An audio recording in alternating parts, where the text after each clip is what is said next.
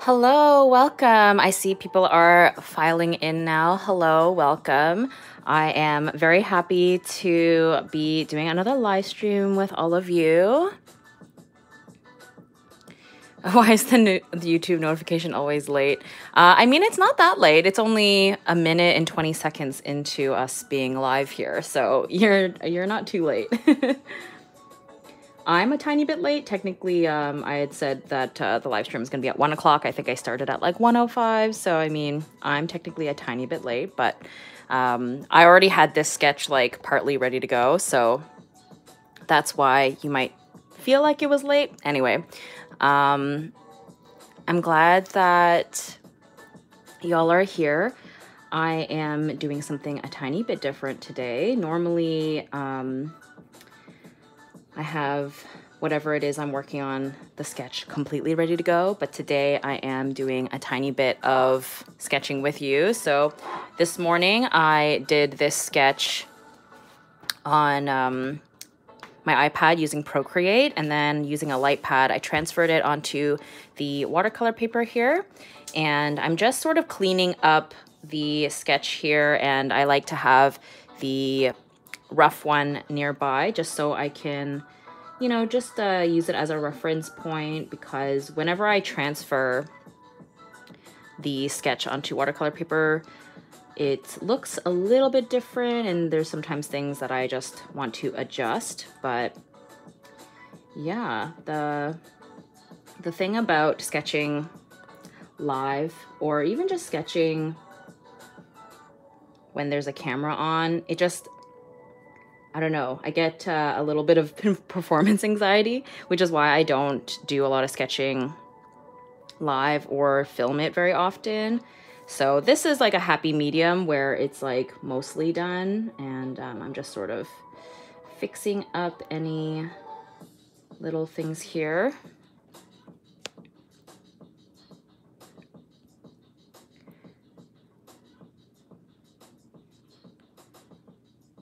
How are you today? I'm good. I'm good. Thank you for asking. I am a little bit hot. It's been, I mean, I think everyone has been experiencing, or not everyone, I think a lot of people, I should say, have been experiencing a bit of a heat wave. So I am I'm trying to avoid turning my fan on because I don't want the noise to interfere with the stream, but we shall see. I thought I was feeling okay earlier, but now that all my like studio lights are on, I'm feeling a little toasty. So we'll see if I end up turning the fan on. But yeah, what I'm working on here is actually going to be the Patreon reward for this month. It's a little late, but better late than never. I made a mood board on my Patreon page of featuring a lot of like vinyl and latex fashion. So that's the vibe we're going for today. She's going to be wearing like shiny latex gloves, which I find to be really, really fun to paint. So looking forward to that. I do want to give her an earring. So what kind of earring shall we give her? And of course, my classic, it's not a portrait by me if there isn't some barrettes, I think. I saw you at Comic-Con a few weeks ago. Oh, yay! Oh my god! So nice to meet you, and I'm so glad that you were able to come by my booth. I had such an amazing time at Montreal Comic-Con. It was my first convention back since the pandemic, and I had a really amazing time. Everyone was so friendly, and I didn't realize like how much I missed just being in that kind of vibe and community. It was great. 1, 2, 3, 4 fingers here. The thumb is hidden there, so it's fine. Okay. I think it might be fun to give her like a bracelet of some sort. Actually, maybe not. Maybe I'll skip it. Where I live, the The pool down the street is closed and it's so hot. Oh no, I'm so sorry. That sucks. The pool is closed. Such bad timing. Sorry, I'm very concentrated on the sketch, so I'm not keeping up with the chat very well. What hair color did you decide on? I'm still kind of up in the air about it. I think half purple, half pink seemed to be like the most common suggestion, which is pretty fun because I've never done that with my hair before. I mean, some people were suggesting like ombres and like dip dyes and stuff, but like I'm going to be dyeing my hair myself. And I don't feel confident enough to do like those kind of techniques on my own. I just happen to have like purple and pink hair dye on me. So I think I'm going to try the split dye. I think that's much more manageable for me to do on my own. And I've never done it before, so I think it would be pretty fun. And so I think that's what I'm probably going to end up doing. I haven't done it yet, obviously, but yeah, I will definitely post photos if it turns out decent.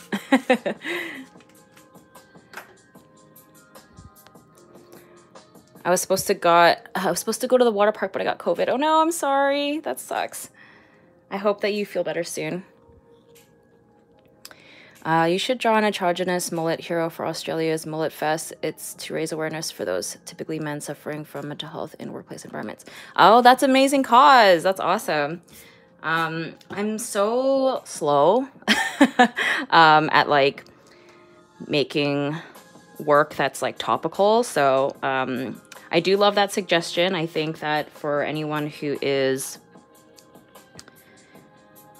looking for inspo, that's definitely a great place to start.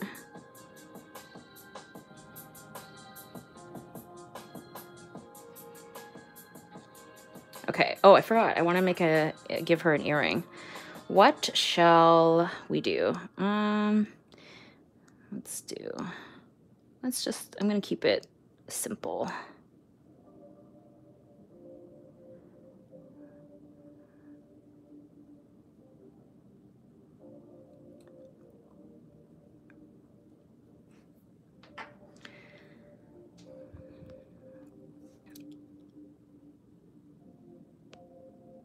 I would draw with you, but I'm making my own sketchbook. Ooh, that's exciting. I really admire people who do bookbinding because that requires a lot of patience, and it really is like such a unique art form, I think. I don't know if you're familiar with Bitter Melon Bindery.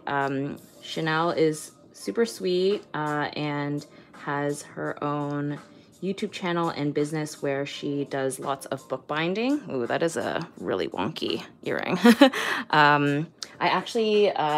She very graciously gifted me a couple of her book-bound sketchbooks that she handmade, which is just absolutely incredible. It's so beautiful. So this is one of the mixed media ones that she has that she sent me, and like just absolutely obsessed with it because it's so beautiful, and I love this like really adorable tiger print. But yeah, I haven't gotten the chance to work in it too much just because I have so many different sketchbooks on the go. But yes, I highly recommend checking out Bitter Melon Bindery if you like watching very like relaxing bookbinding content. She also does vlogs as well. Very, very relaxing YouTube channel.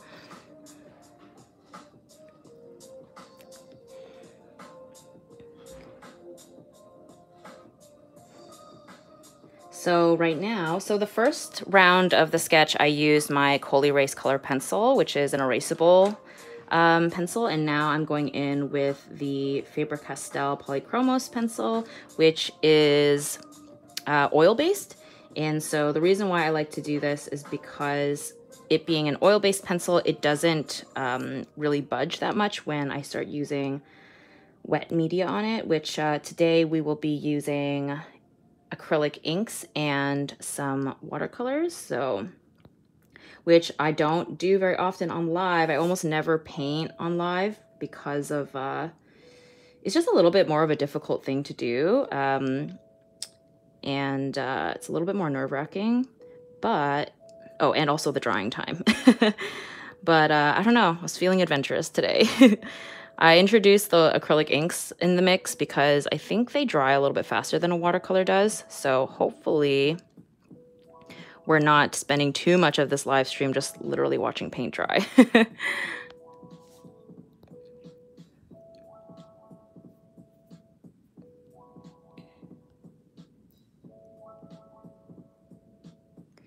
I don't know if anyone relates, but I have different aesthetics and ambiance for the different sketchbooks that I'm working at the moment. Yeah, I think that's like totally fair. I think for me, I have lots of different sketchbooks just for different mediums because I use paints, I use markers, and I like to switch around from sketchbook to sketchbook depending on the medium and the sketchbook that's like most suitable for that medium.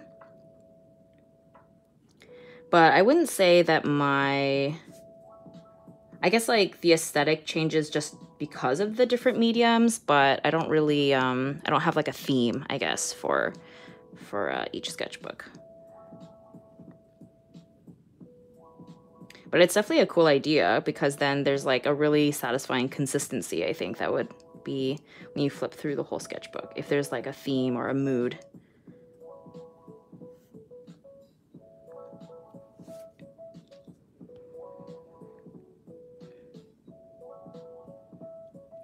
Hi, this is my first live stream ever. I hope I'm not too late. No, hello, welcome. I'm so glad you're able to make it. You're not too late. I've been streaming for 12 minutes, so you're not too late. You're good. You're good. The most exciting thing with this live, I think, will be when I actually start painting, so you made it in good time. And as usual, I'll definitely save the live stream so that people can watch it from the beginning or finish it if they don't get to stay for the whole thing.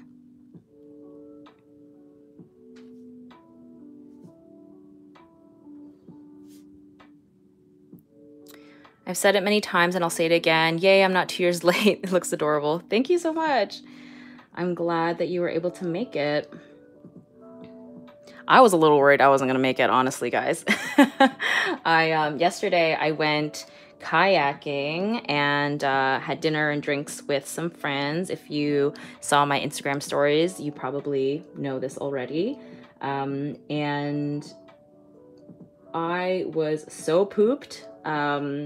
The kayaking is definitely like quite rigorous, and I'm not like very athletic to begin with, so my body is definitely tired, but definitely well enough to hang out with all of you on a live stream, so we're good.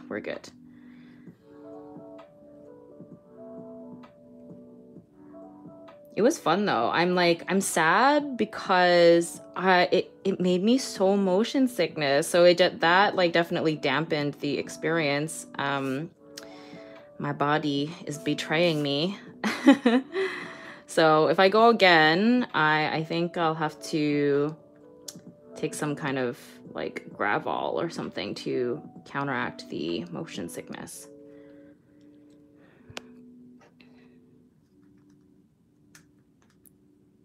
I'm excited for the art snacks with Alba BG. Yes, oh my god, I'm so glad. Thank you. Yeah, for those of you who don't know what we're talking about, Alba BG, she's an amazing artist. She has a YouTube channel and she's on Instagram as well. And she asked me to be part of her artists and snacks kind of podcast that she's doing on her YouTube channel. And basically it's pretty much what it sounds like. It's her chatting to various artists while we eat some snacks, and it's just like we just talk about, you know, art related things and have some snacks, and you know, it's very casual and like easygoing. And yeah, we did that. We filmed that and chatted 2 days ago, I think it was. And that's supposed to go up on her channel tomorrow, I believe. So yeah, we mainly talked about our kind of childhood art influences, and then we talked a little bit about like upcoming kind of art challenge projects that we're working on. So it's pretty fun, especially I think for all of you who are here hanging out with me in this live stream. If you like just having like chatty art stuff in the background while you work on things, her podcasts that she's kind of working on will be perfect, I think. Right now, there's only one other episode out with another artist. I forget her name, but gorgeous work. And the podcast was very, very fun. They talked about doing conventions and the kind of difficulties that artists are dealing with social media and Instagram and stuff. So it was very insightful. But yeah, my episode with her will be coming out tomorrow. Do you have your snack picked out? Yeah, so it's actually not going to be like a live. We filmed it already. So I ended up eating shrimp chips, which was, I realized, a little bit like maybe not the right choice in the sense of, or maybe it was the right choice. I don't know. But the chips are like, if y'all are familiar with shrimp chips, they're like a Korean brand that I have. They're super crunchy, which makes for a lot of noise on the mic, like when we're chatting. So it's like pretty satisfying, like the crunch, crunch, crunch, but also maybe distracting. I don't know. So some people might enjoy it, some people might not. But she thought it was pretty funny. I wanted to do fruit originally because I figured like it's super hot and I've been like really into fruit because of that. And I knew it was going to be like a quieter snack, but I was also having an iced coffee. And I find like citrusy, like fruit with coffee is like a weird flavor combo. So I ended up going for a savory snack, but.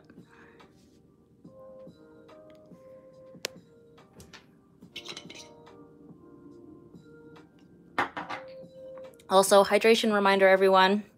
Drink your water or your beverage of choice.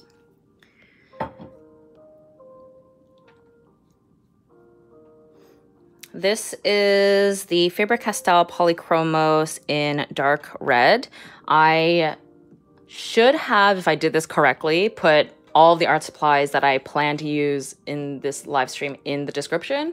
Apologies if I missed something. Sometimes, you know, these live streams, I like end up being like, ooh, I think I want to try this thing. And then I didn't put in the description, but hopefully I have put everything in there. So I think I'm good here with the sketch now. I am going to now tape the, we are going to tape this down onto a masonite board, and this is to prevent it from warping too much while I paint. And I can't seem to find my normal width masking tape, so unfortunately we're gonna have to use this like really excessively wide masking tape. This is just by like the Scotch brand. So let's do that. Originally, I'd wanted all of this prep work to be done before streaming, but I had to eat lunch beforehand, so c'est la vie. Okay. Let me grab some scissors. Okay.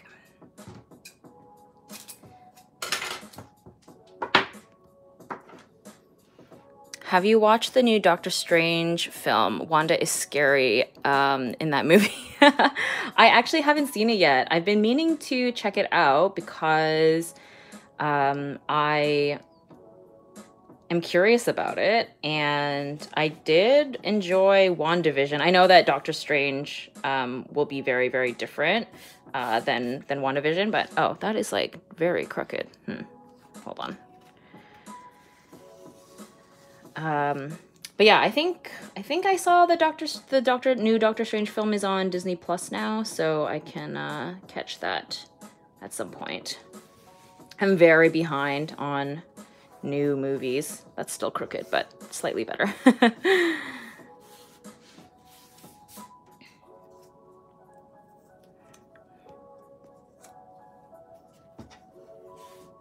I like seeing the prep work. It makes me feel better about my own. That's good. Yeah, I think, you know, there's something to be said about seeing all the behind the scenes stuff. Okay. this masking tape is way thicker than I need, but I don't know where my normal one is. Okay, that looks straighter. Okay. It was directed by the same guy who did Evil Dead and Army of Darkness, and it was very him, lol, if you like his movies. Oh, yeah, you're right. I think I do remember hearing that it had, like, a almost horror vibe to it. Like, I don't watch horror movies, but it's like it had, like, a darker kind of tone. So I think that'll be really interesting. I think it's good for these Marvel movies or any superhero movie genre type movies to kind of experiment more, just because there's the market is so oversaturated with superhero stuff. So I think it's good to experiment and try to do something different with them, just to keep it to feel a little bit more original and, you know, a little bit, you know, fresher, I guess. So yeah, I think what I'm gonna do here is, I wonder if maybe, oh, this is like way too thin. I really don't have a happy medium here. Okay. I guess the other option is for me to cut this in half, but it's a bit long to do that.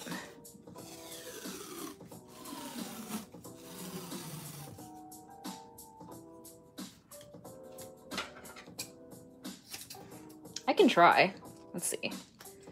I just don't like wasting all this tape if I don't need.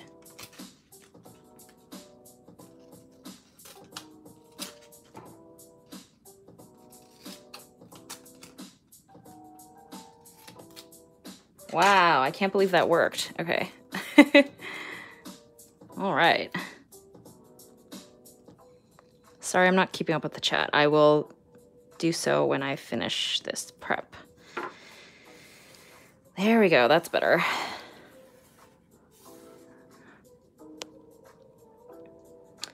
Super random, but have you watched The Disastrous Life of Saiki K? It's one of my top comfort shows along with Cardcaptor Sakura. I haven't seen it yet, but I've definitely know what you're talking about, because my Netflix my Netflix recommendations definitely has been reminding me to watch it, so I'll definitely have to find time to watch that soon, because I definitely appreciate a comfort, feel-good show. That's definitely the type of stuff I've been wanting to consume more of lately. So that is good to know that it is like a comfort show. Because I literally have no idea. I had no idea what it was about. I just knew that the main character had like pink hair and he had like green kind of antennas or something, or no, green sunglasses, I think it was. Anyway, I'll make sure I watch that soon. 107 people are watching, so why don't you have 107 likes? Aw, it's okay. You know, I think a lot of people just forget to like, or, you know, some people just pop in to see what's going on and then they're like, nah, it's not for me, and then they leave. But thank you. Can you repeat the name of the show? Disastrous Life of Saiki K is the painting for the patrons. It is, yes. This is the Patreon print reward that is gonna go with the sticker that I made recently. Y'all, I really love the sticker. Hold on, let me see where it is. I think, where did I put it in this sketchbook? I already forget. But yeah, the theme that I went with was kind of like latex, kind of bad girl energy. Whoa, here we go. There. This is the sticker design. I ordered it the other day, and the chain and then the flames are going to be holographic. So I think that will be like a really, really cool effect on this design. And I'm just like really vibing with this energy and this aesthetic. So I'm going to be channeling a little bit of that, of course, into today's painting. And there's still room in my Patreon tier if you are interested in receiving these rewards. You have until the end of the month to sign up. And yeah, and then next month I'll send you this as a print and the sticker. Very fun. Will your shop be open again? Yes, I've been kind of trying to figure out when the best time to open up my shop again is, because I've been doing conventions again, and it's sort of a hard thing to juggle when my stock is fluctuating with the conventions, and it's just like such a busy time. So I think the conventions I will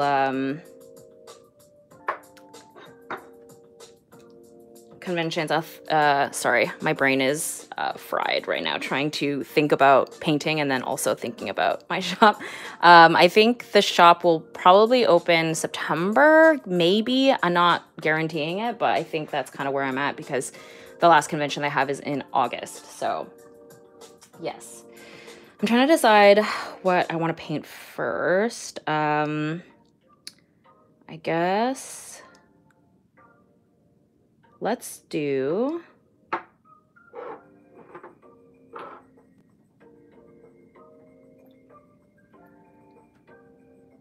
I really didn't plan this very well. Okay, you know what? Actually, we're gonna start with watercolor. We're gonna brave that. So these are, I have it in the description. These are handmade watercolors that I got sent from Courtney Paints, which so gracious of her, and I'm very excited to try them out. I did swatch them in my vlog recently, so I am a little bit familiar with them, but let's see.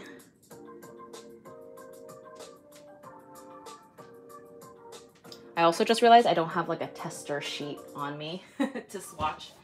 Let me have this sketchbook out maybe.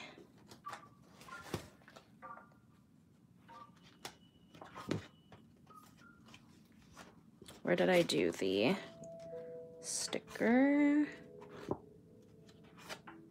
Here, okay. So I'll have this out so I can swatch the colors first.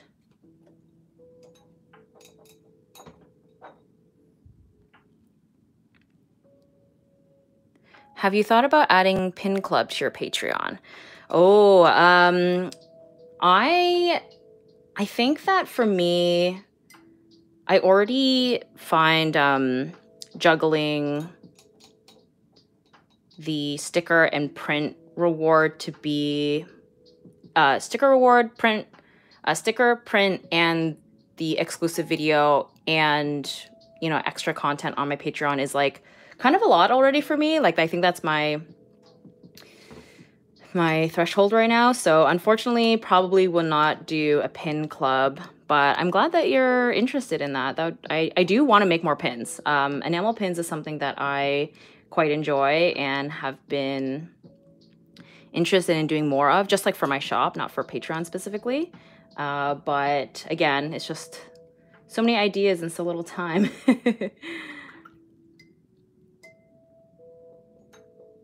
Okay, let's see what this color situation looks like.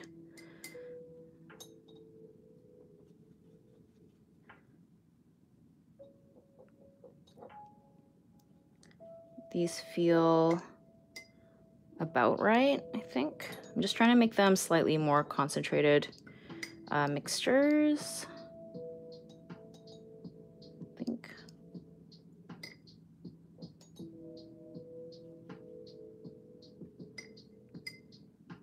I did use these watercolors on this piece as well. Okay, I think that's cool.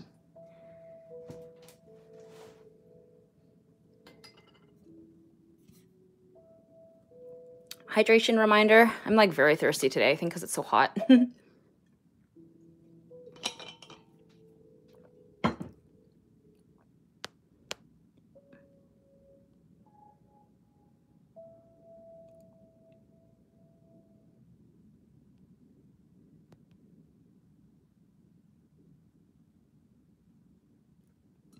I love how the thumbnails of your streams never seem out of place, even when I'm scrolling through your videos. Aw, really? I'm so glad. Because I honestly, like, my usual YouTube videos, like I make the thumbnails like quite curated, like it's all like very planned, whereas my live stream thumbnails oftentimes I'm just like literally taking a snap like right beforehand. So I'm glad that they don't feel super out of place. Like to me they look really out of place, but like I just can't, I'm so last minute when I do live streams. So but thank you, I'm glad. Okay, now let's brave the paint. So nervous. Okay.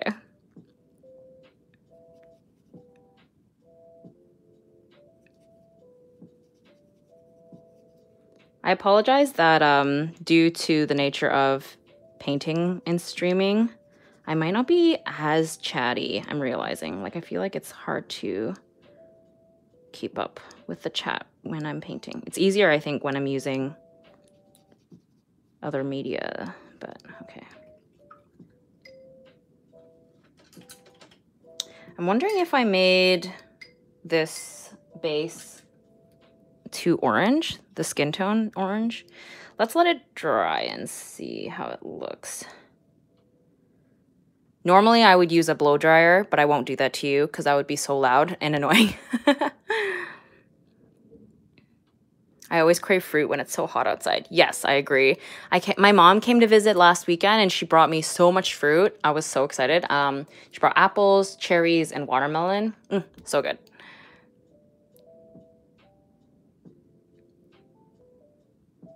I just realized that we have the same small palette. So convenient for urban sketching. Yeah, I mean, I personally don't urban sketch, but I do love this palette because it doesn't take up too much room, and I usually don't use like a ton of colors, so I find it's a good size for me. Any acrylic painting advice? You know what? I haven't painted with acrylic paints in so long, so I'm not sure if I have any good advice. But I guess, what's advice I have for acrylic paints?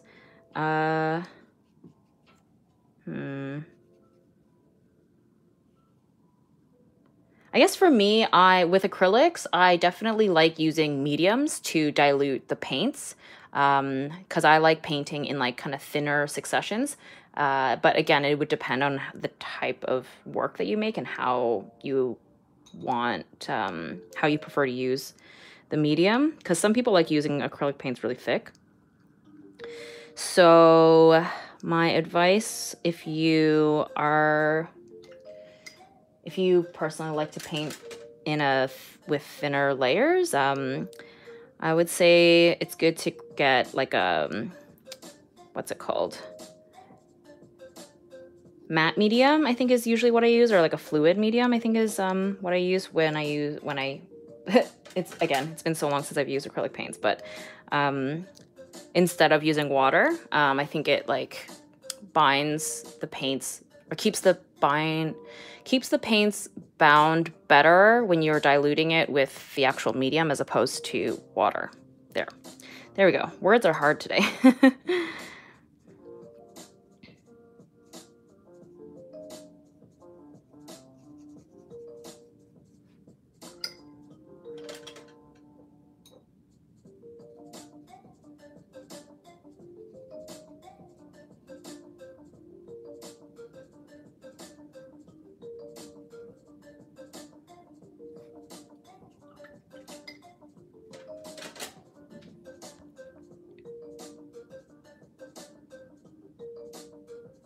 I love your screen cap videos. Any plans to do one soon? Thank you so much.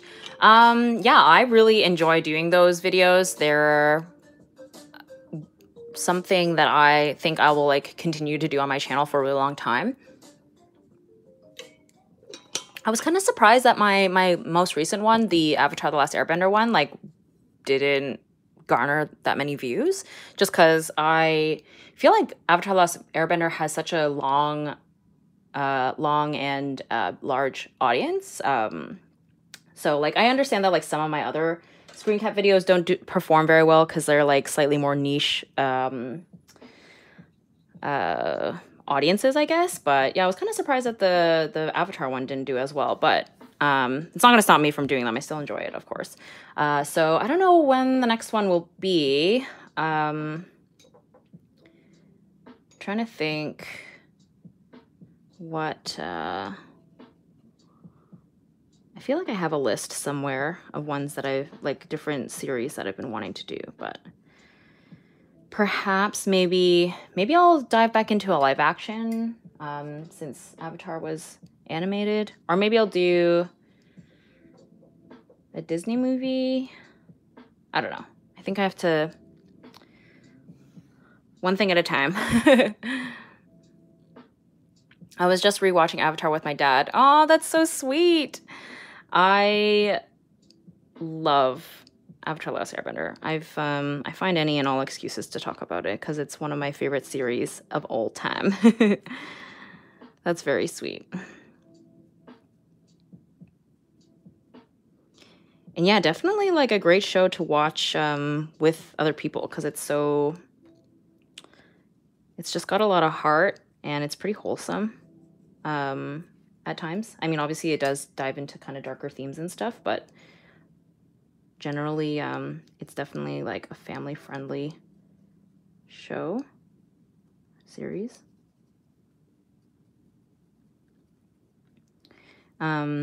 Which actually, yeah, speaking of, for those of you who are Avatar: The Last Airbender fans, they have been doing this podcast with the voice actors for Zuko and Korra. And basically, they are going through every episode and discussing it with each other, but also interviewing previous voice actors or people who have worked on the show. And one of the writers, they interviewed one of the writers, and he was saying that he got to experience watching Avatar with his kids. And I just think that's so magical.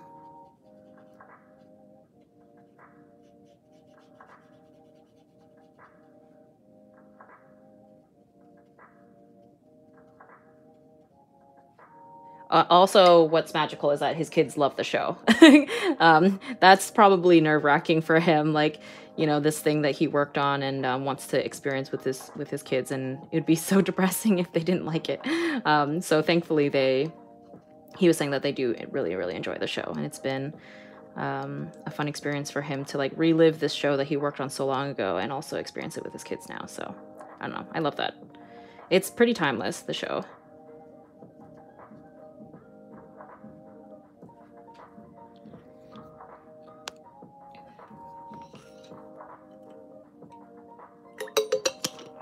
Lately, I've been wanting to do screen caps for movies I grew up in the 90s, like Clueless and Matilda. Ooh, I love that idea.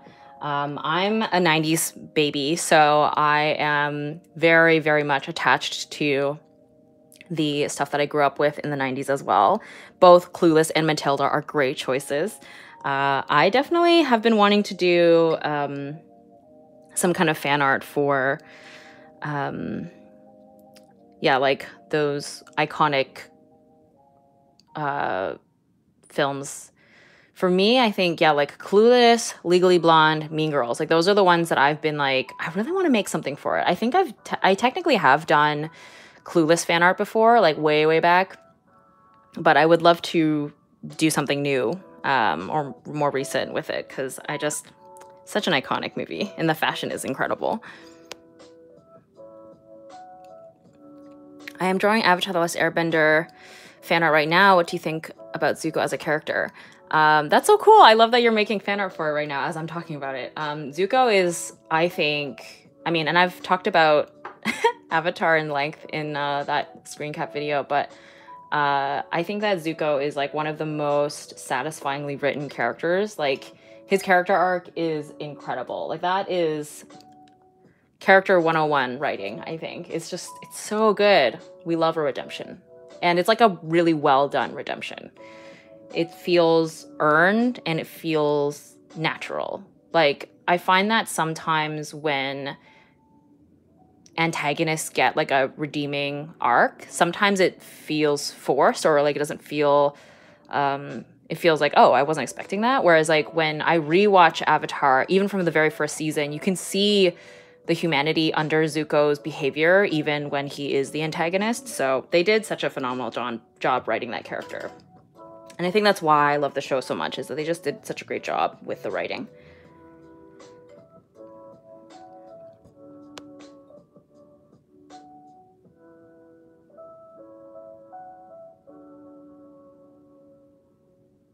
Hello, your videos and illustrations are always an inspiration for me. Do you think having an illustration agent would be a great idea? Do you know something about that? Tips maybe. I have zero experience or knowledge in that realm, like having an agent. I am fully independently operated. So, and because like I don't really work with like clients, or I don't do like editorial work or freelance, in the sense of working with companies and stuff, really. Like the only type of freelance or like kind of work that I do with other companies is sponsorships, but that is so different from, I guess, like traditional illustration work where you have an agent or you get in contact with a company and they, commission you for a spot illustration in a textbook or a magazine or something. So it really depends on what kind of illustration work you want to have. So like if you want to work with companies in that kind of capacity, then an agent could be a great thing. But because that's not the type of work that I do and I don't have any experience with it, I can't really give a lot of advice about it, unfortunately. So yeah, I am not the right person for that, unfortunately.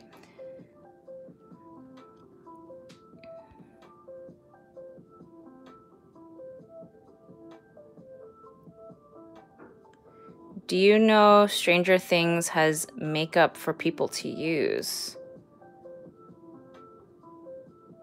I mean, that makes sense. I feel like Stranger Things is so popular right now that they will make merch out of. So, and I mean, people are loving the 80s aesthetic, so I could see that. The first time I watched it, I honestly thought it was going to have a BL twist of Zuko and Aang just because of those episodes of Aang learning to firebend with him. That's so interesting because I've been seeing with like this kind of Avatar resurgence, like this new kind of wave of people coming into the show. I've been seeing a lot of people shipping Sokka and Zuko. That I see more than Zuko and Aang. But it's really interesting that you saw it in that regard.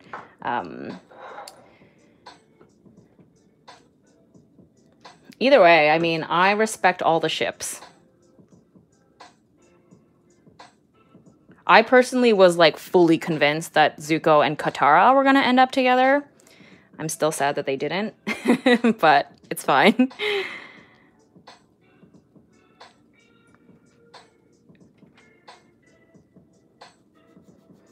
I just realized, I feel like I made her, I don't know, I think I want her arm to be slightly, I don't know. This colored pencil is hard to erase, but I mean, that was the point of me using it in the first place, but anyway, it's fine. So now I'm gonna go in with the acrylic ink. We're gonna do some very shiny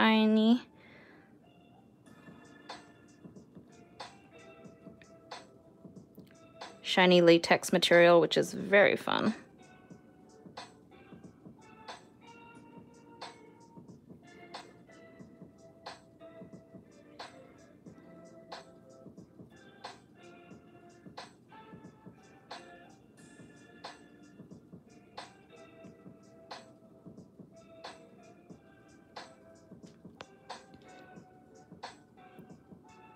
Yes, Utara. Thank you. I'm glad.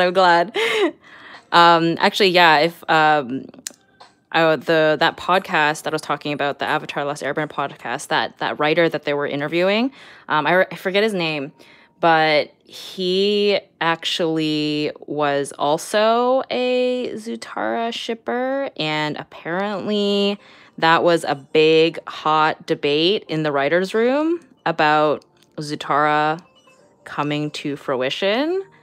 So I found that very, very interesting. And also the voice actor for Zuko also ships Zutara and also was convinced that they were going to end up together, like while the show, because he didn't know how the show was going to end. He was finding out how everything was panning out, like as the episodes were coming out, or not coming out, as he was like, you know, getting the scripts to do the voice acting. So anyway,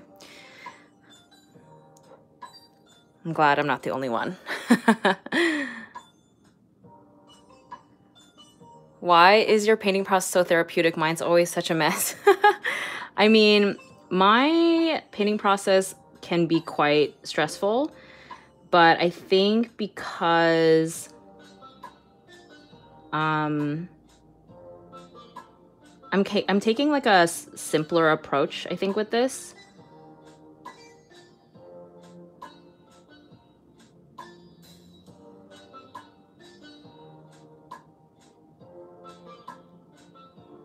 And also, the inner dialogue is different sometimes too, right? Like you might, like when you're painting, your brain is probably like really stressed out or like really concerned about the choices that you're making. But on the outside, if someone was watching you, they might also think it looks therapeutic. So, but I did purposely pick this like shiny vinyl material for this stream because I do find it is something that I do find therapeutic to paint, and doesn't require like a ton of layers in the way that I like to do it, which is good for a live stream since we don't have to wait a million years for it to dry. I'm making instant ramen and watching over some homemade chicken stock. Hope I can sit down and draw after. Ooh, that sounds delicious.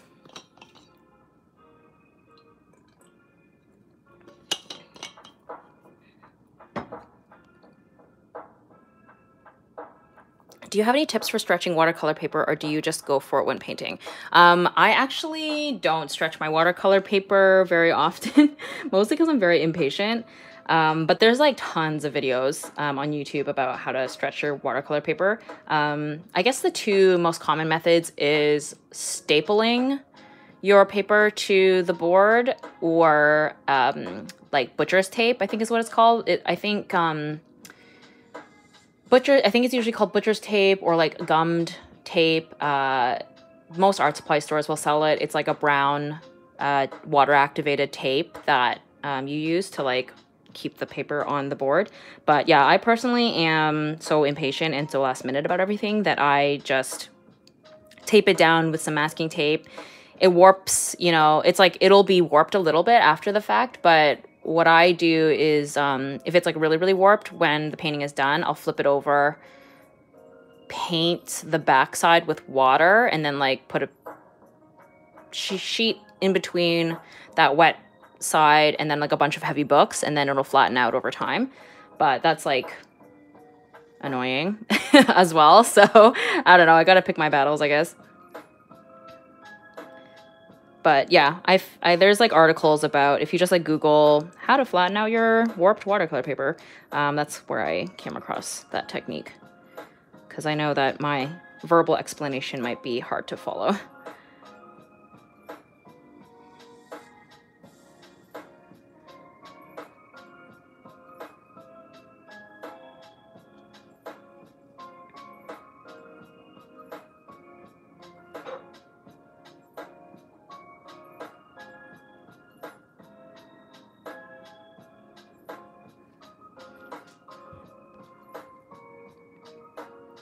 This random girl's glove supremacy. I mean, right? I'm obsessed with like latex. And I'm also really into long gloves. So it's a good combo. I have to go pretty late where I live, but I have fun. Hopefully I finish the sketchbook. LOL. Well, see you next time. Thanks so much for coming. I'll see you next time.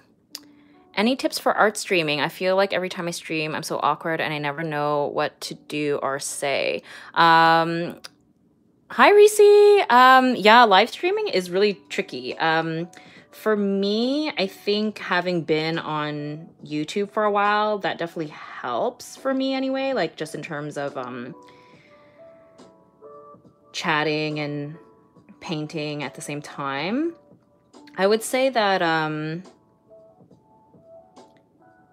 just kind of stream of consciousness, right? Like if you find that your chat room is not as active as you would like it to be, and you've run out of like things to say in terms of what the chat has talked about, I would say like just kind of let your brain wander and just talk out loud, I guess. So sometimes if I find the chat has gone a little quiet, or I've like finished discussing a question that I'd received in the chat, I'll start maybe talking about like the decision making I'm doing, like when I'm making the art, and then it'll sort of get the ball rolling in terms of me talking about something, and then the chat can chime in. And if you feel like you've exhausted what you've had to say about the artwork, you know, kind of treat it like how you would if you were sitting down at a cafe and you were catching up with an old friend. Like at least that's the way that I think about it sometimes. Like if I've run out of things to say about the artwork or with the chat, I'll be like, oh, yesterday I went kayaking. Or like I've been watching this TV show recently. So I don't know. Yeah, I feel like just talk about whatever, and people will chime in about various things, and yeah, I think treating it, I guess like treating it similar to how you would when you're like catching up with a friend is helps, at least in terms of finding things to say.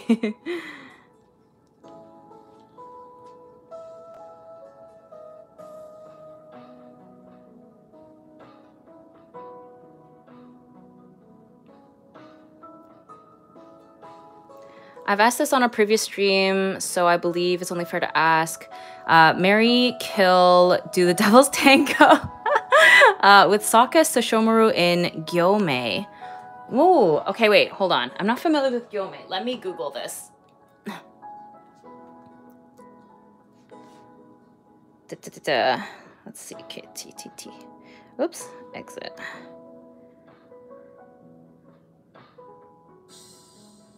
Now you guys can see my Google. Hold on. Gyomei. Oh, I haven't read the Demon Slayer manga, so I forgot his name because he hasn't really been in the anime too much yet. So unfortunately, I'm not as familiar with this character. I mean, I'm sure he has a great arc coming up. I've noticed that's how the story has been going, is like each arc focuses on a different Hashira. So let's see. Unfortunately, I guess I'll have to kill him because I don't know his character yet. And then Devil's Tango with Sesshomaru and marry Sokka, because Sokka is my favorite Avatar: The Last Airbender character. And let's be real, I think he would make a great husband. I need someone to be the brains of the operation, because I am not that.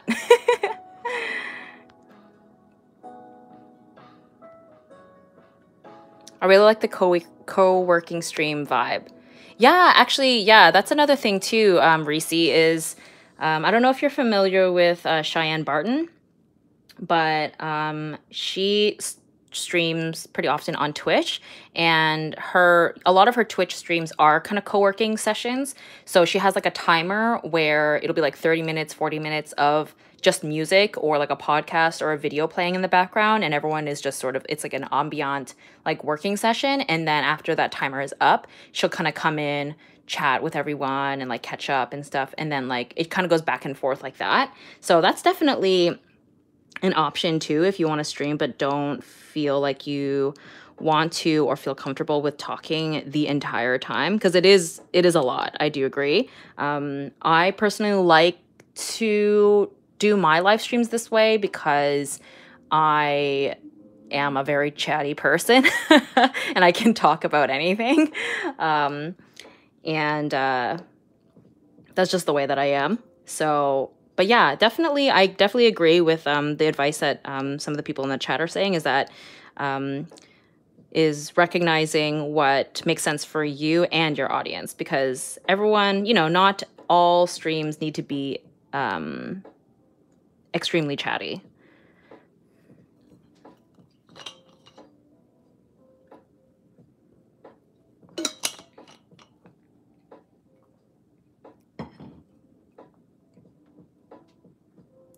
Do you usually end up getting tea after streams or like something to soothe your throat? Because whoo, I do drink a lot of water in general. Like I try to drink a lot of water during the stream. I'm drinking a lot right now. And then drink tons and tons of water after the stream as well. Because yes, it is a lot of talking.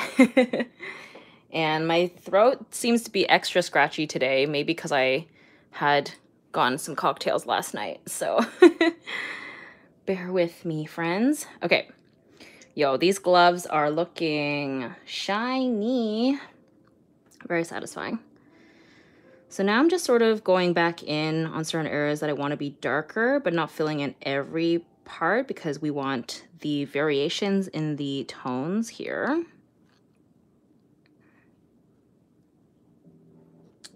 I'm not sure if I will just stick to the red or if I will go in with another shade after the fact. For now, the red is definitely working for me, but we'll see.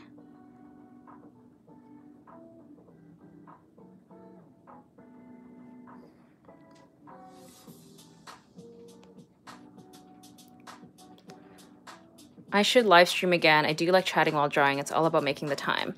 Yeah, absolutely.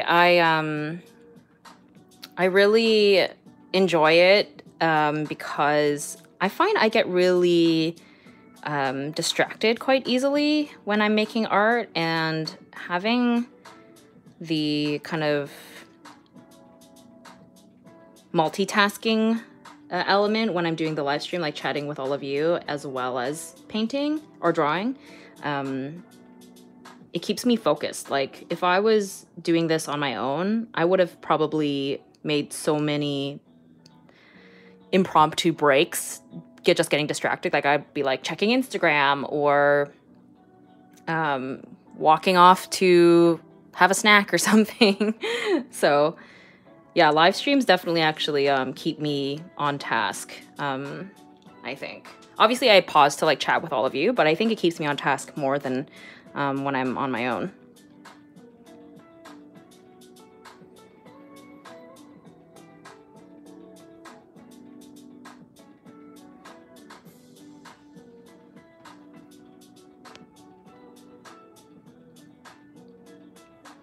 I feel that honestly my attention span is out the window.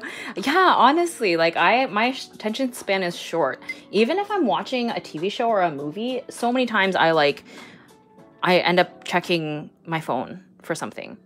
Like I can't stay focused. Okay.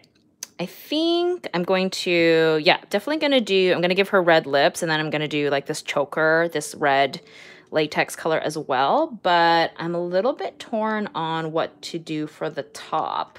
I didn't really think about what, like, I think I thought I was just going to do everything this like red latex vibe, but I'm wondering if maybe it might be good to go with something slightly different for the top, just for some contrast potentially.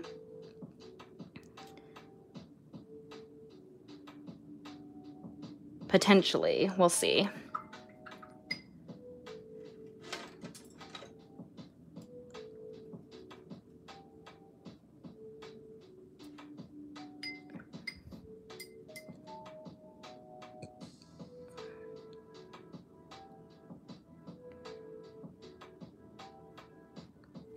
I'm always curious, is there a different earnings from ads and views on YouTube?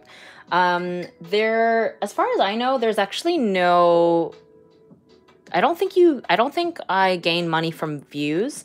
It's just the ads, I think, in terms of like Google, YouTube, AdSense. I think the income is just from the ads, or YouTube Premium.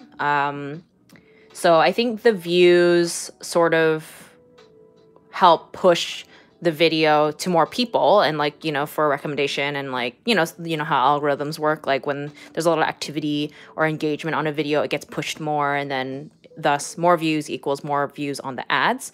Pretty sure that's how it works. And then also I get money from companies if the video is sponsored. So that's the other kind of stream of income that is like separate.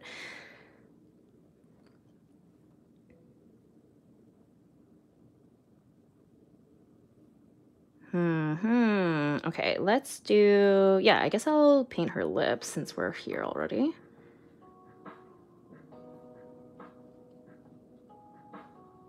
And then I will decide on what to do next.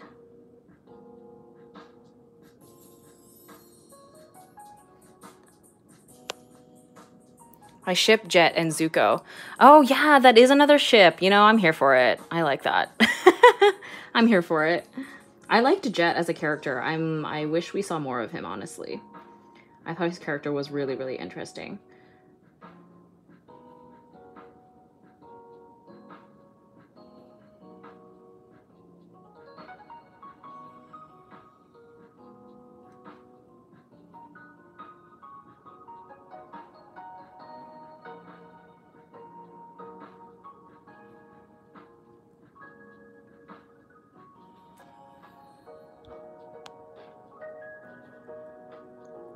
Hello, everyone. I love these live streams full of creatives. Yes, absolutely. One of my favorite pieces from you is The Mermaid on the Lake. I've watched the video. What's your favorite Monster Girl illustration that you've made so far, and do you plan to work on some more? Thank you so much. I really, really love painting and drawing Monster Girls and kind of mythical creatures. What is my favorite painting of one?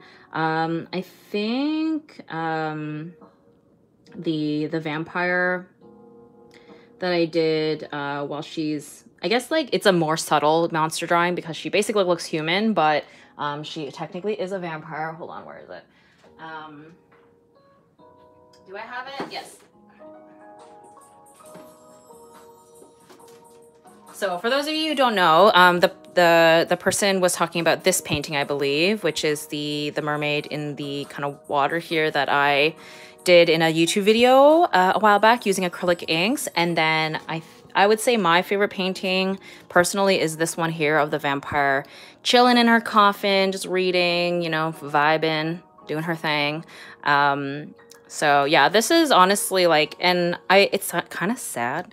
I feel like I told this to friends before. I was like, I think my art peaked in 2019 because when I look back at like kind of the body of work that I've made, a lot of the ones that I like are from 2019. And I think part of it is because I had more time to like really flesh out my illustrations and like do more involved backgrounds and stuff like this. Whereas now that I have a YouTube channel and a Patreon, I have less time and I need to like pump out content more quickly. So I don't have as much wiggle room to spend a lot of time like per illustration, which is unfortunate. So I need to strike a balance on getting back into making kind of more involved work like this.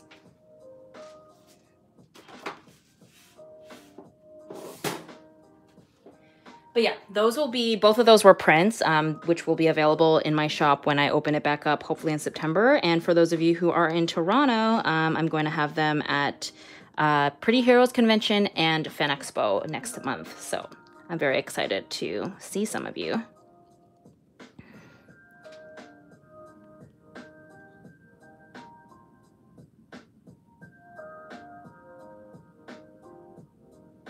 I really love the Catwoman art. Do you make prints of that? Which one? I actually, I've made Catwoman fan art a number of times over the years. I guess my most recent one would have been the screen caps, right, from Batman Returns that I did a YouTube video on.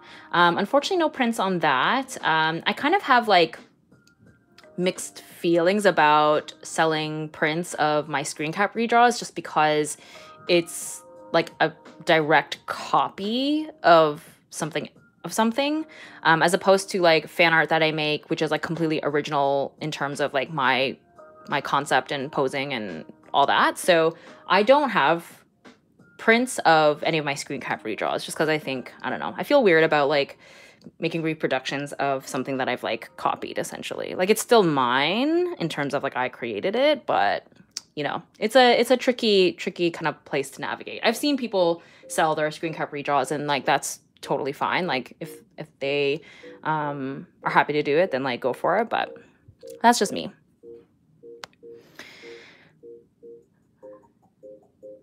Do you paint everything with gouache? No, right now I'm actually using acrylic inks and watercolor. So I work with many mediums. Okay, I think the skin is dry now. So I think I will go ahead and do another pass on that since it's a little bit patchy in some areas. So we're gonna go back with that.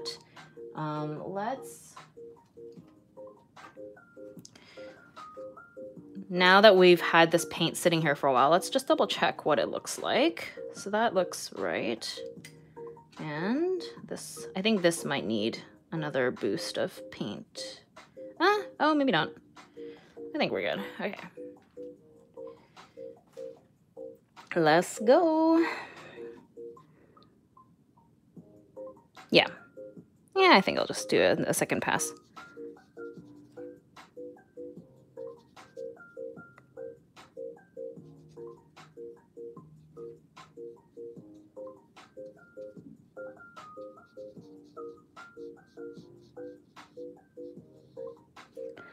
Lately, I've been kind of enjoying like a slightly less rendered style.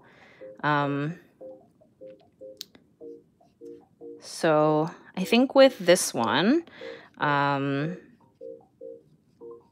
mostly relying on just the variation in like this kind of blushy color and then the base. And then I think what I'll do is after everything's dry, I'll do some kind of shadow areas and then I'll use like a white paint marker to do some highlights and then keep it like that. I think, I don't know, I think I want the gloves to really shine in terms of like the focal point.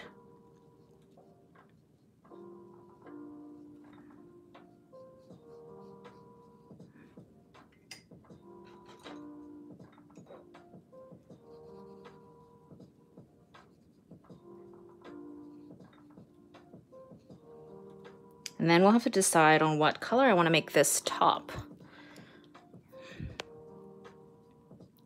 Hello, Tina. Just wanted to say that I love your videos. Love from France. Aw, thanks so much. Girl, the colors. Thank you.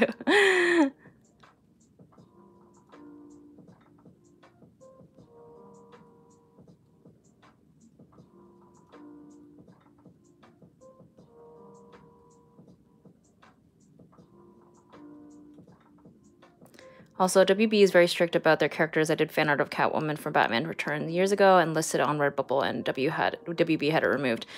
Ooh, yeah, that's fair. It's fair to kind of be apprehensive about that kind of thing. I think I've heard that about places like Redbubble and stuff is the stuff gets removed, I think, because it's got more eyes on it, I guess, as opposed to like an independently run shop. Less people are seeing it, I guess. But obviously places like Redbubble and InPrint and stuff is like a lot easier because you don't have to do any of the fulfillment or merch and stuff. So, and I find that's like a great, like, I don't have a Redbubble, but it's like a good, what's it called? Passive income, like to supplement with like a lot of other things that you're working on.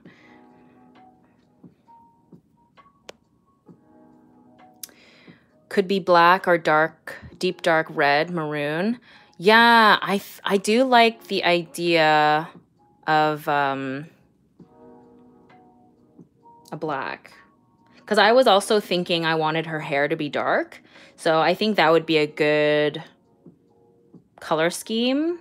I have this purple here, this really, really dark purple that I could mix with like a blue or something, make it like a more muted, like gray purple. I think that would be really cool, actually. So yeah, I think that might be the vibe, I think. And then her hair will be like a really, really dark color as well. And I was thinking underneath, like I would do the layer underneath like that, like ashy kind of blondie gray color. So I like where we're going with this, friends.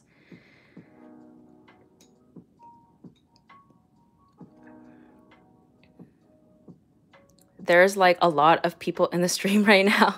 Yeah, 146 right now. I think that's a little bit higher than usual.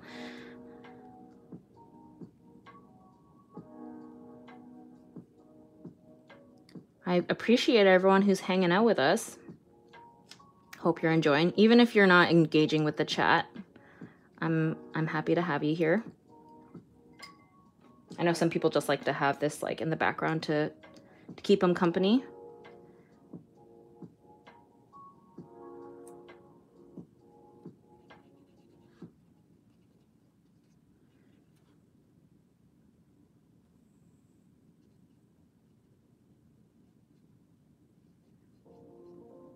The face is often a little bit trickier because there's just more elements to kind of go around, but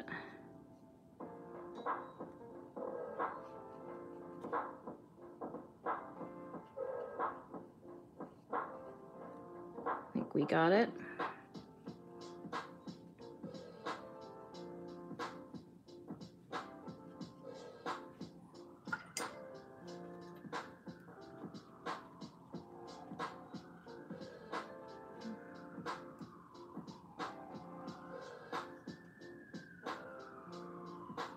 Apologies for the ambulance or fire truck noise, if you can hear that. It's pretty loud. I was filming a Patreon video the other day, and I think fire trucks and ambulances had gone by through the video like twice. The joys of living in a big city. It's pretty noisy. What would you say to someone who's scared of using watercolor or gouache? I would say to remind yourself that learning a new medium or learning anything new is difficult. And so try not to put too much pressure on yourself and don't be too hard on yourself if your first handful of attempts are not what you expect it to be. Everyone has to learn. Everyone has to start from somewhere, right? What's that quote? Like, everybody starts at the first step of the ladder. Is that the quote? That's definitely wrong. But you know what I mean. Like, everyone starts from ground zero, and you always just have to work upward. Well, what are words? I'm so bad at this, guys. Sorry. I always get questions like this, and I never know how to give proper motivating advice. It's like the Nike commercial. Just do it. I believe in you. There. I'm sorry.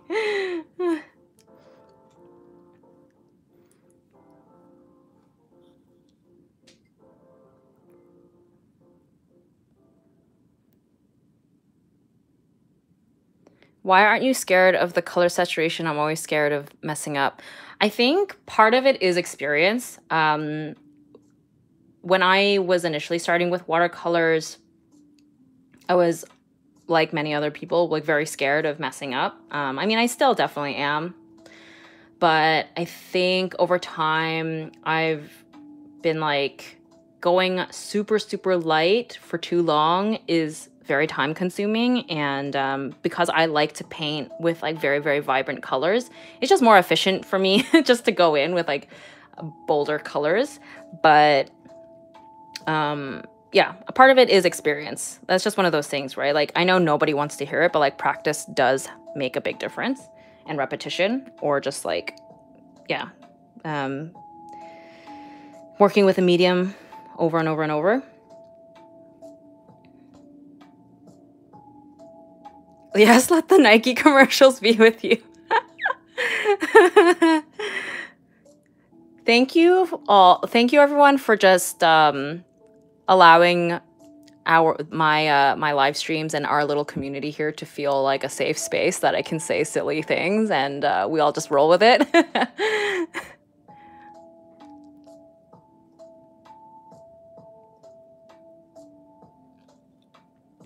Okay, so as we've discussed, I think we want the hair and the top to be a darker kind of color. Let's do...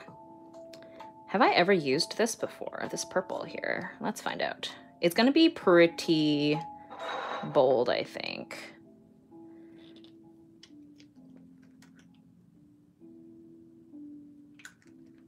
I don't want to go purple purple. I want to go slightly muted. So I have this muted gray, which I think I'm going to mix with it. Acrylic inks, the pigment sometimes settles at the bottom, and I haven't touched these in a while, so that's why I'm giving them a little bit of a shake before I use them.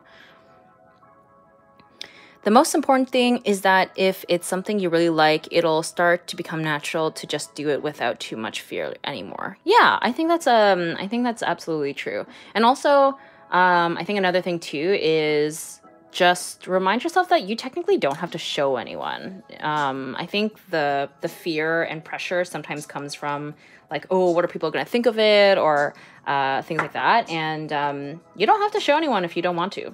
So I think that the going into it with the idea that like no one has to see it might help relieve some of the pressure. Oh, that purple is very strong. Hold on. Swatchy swatch. Yeah, that's like very purple. I want it to be much more neutral. Like I want it to lean purple, but not this purple. So color theory, normally I would use a yellow to dilute it or like make it more gray, but I actually don't think I have a yellow in the Liquitex ink. Let me see. No. Okay, I'm gonna have to cheat because I did not put this in the description. I'm going to use the yellow in the Courier and Klingner ink because I don't have it in the Liquitex. So we're just going to do like 1 drop of the yellow and hope that doesn't make it too weird. Let's see. Color theory. All right.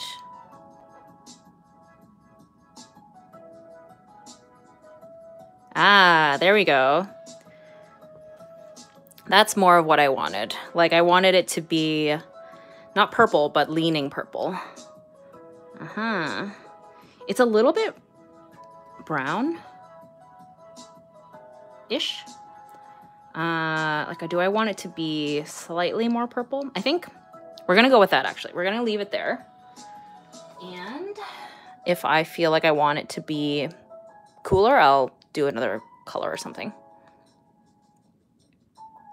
My family is super supportive of my art and I love it, but with that means they think it's okay to come in and just start going through my sketchbook, so nothing is truly private. Aw, that's annoying. I mean, it's nice that they're supportive though. That's good. I guess there's always a silver lining to everything, or it's a double-edged sword, I guess. Does drawing/painting faces automatically make you great at putting on makeup? I don't think it's an automatic thing, but I do think that it helps. But I don't think it's automatic. I definitely feel like I've discussed with art friends before who say that they're not great at eyeliner, even though they are artists, or even though they do paint portraits. So, yeah, not automatic, but I think it helps. Like for me, I think I understand like highlighting and contouring pretty well because of my portrait background. Sorry, I'm stalling. I'm very nervous about going in with this. Maybe I'll do the top first, actually. I'll do the hair next. I mean, after. Okay, let's do that. Okay.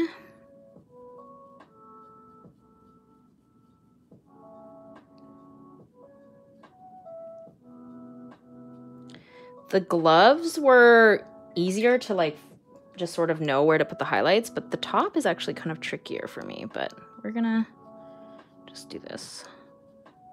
I think maybe the top will be slightly less shiny so that the gloves are the main focal point here.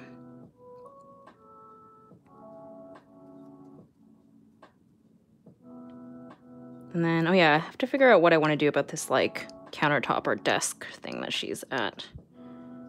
Figure that out afterwards.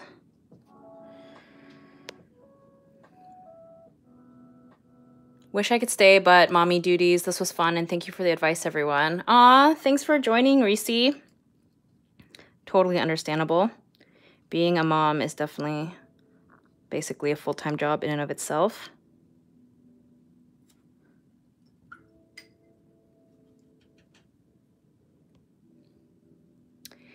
While drawing faces, I have my glasses on. All is well in the world. I can't have glasses on while doing my own makeup. Cue disaster.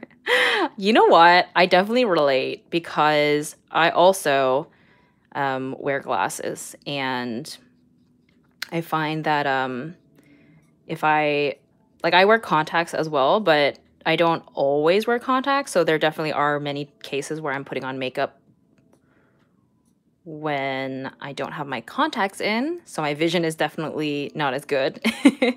And for me, definitely the eyebrows. My eyebrows are really tricky, or trickier, I should say, when I don't have my glasses on or contacts. So I feel you. I feel you on that.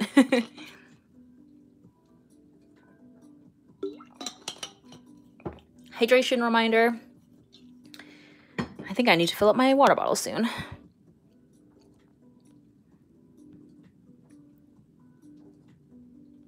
I think the color you're looking for is eggplant. Yeah, that's pretty close. Yeah, definitely.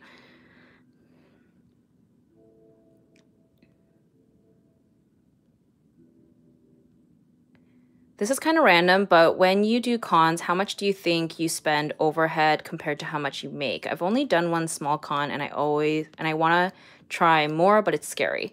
Yeah, it definitely varies because each convention has like a different table fee, and then the cost varies as well, because if I'm doing a convention in Toronto, it's local to me, so I don't have to spend money on like as much money on transportation or stay because I live here, as opposed to when I did my convention in Montreal, I had to buy like a train ticket, and in the past I've had to pay for like a hostel or whatever. Thankfully, I was crashing with my friend this time, so that helped.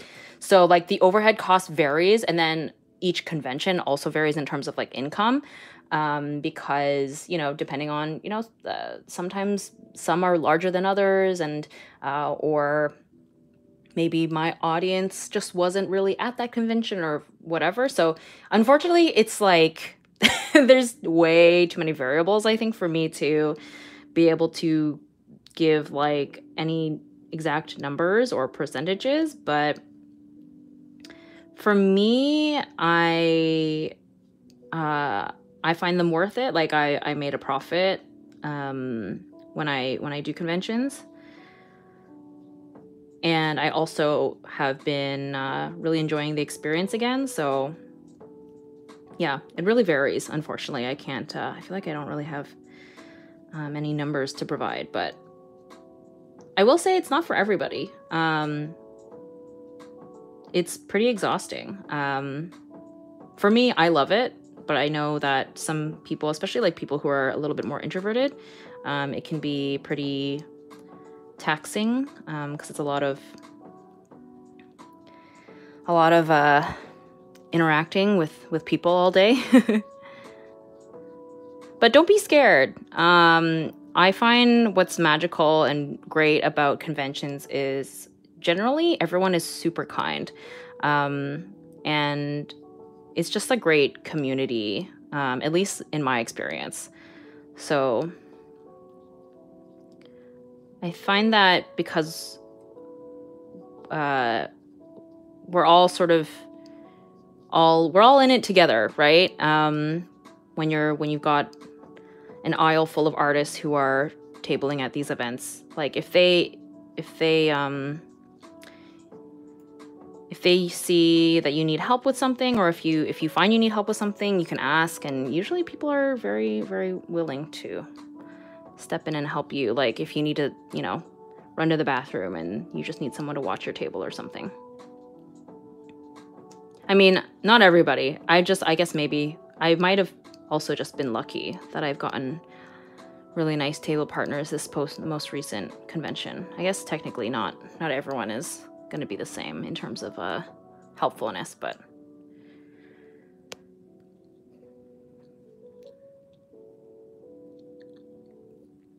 I've been going to conventions since I was 12 and I'm 28 now, and it's always been such a dream. I sold stuff with a friend at a comics table and it was so fun. That's amazing. I'm so glad. That's incredible. Like, I love that kind of full circle moment for you. Like, you used to go, you know, as an attendee, and now you get to sell. Like, that's so magical. I'm very happy for you.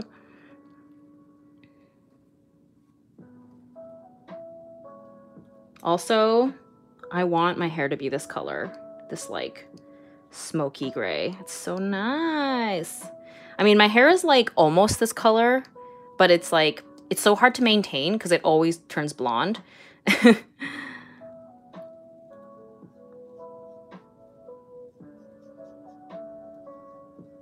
I do use purple shampoo and conditioner to like try to counteract.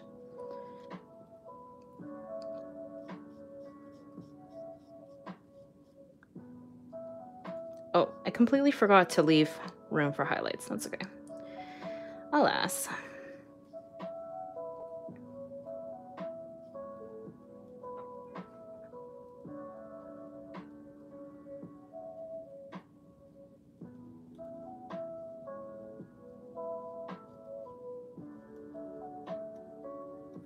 Okay, I'm going to sneeze. I apologize. Hold on. No? Okay, never mind. I like walked away to go sneeze so it wouldn't be like super loud into the mic, but I guess I don't have to sneeze anymore.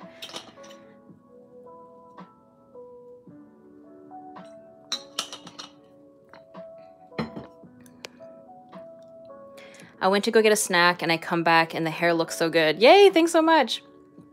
Same, gray/silver is the dream hair color, but oof, maintenance. Yes, I agree.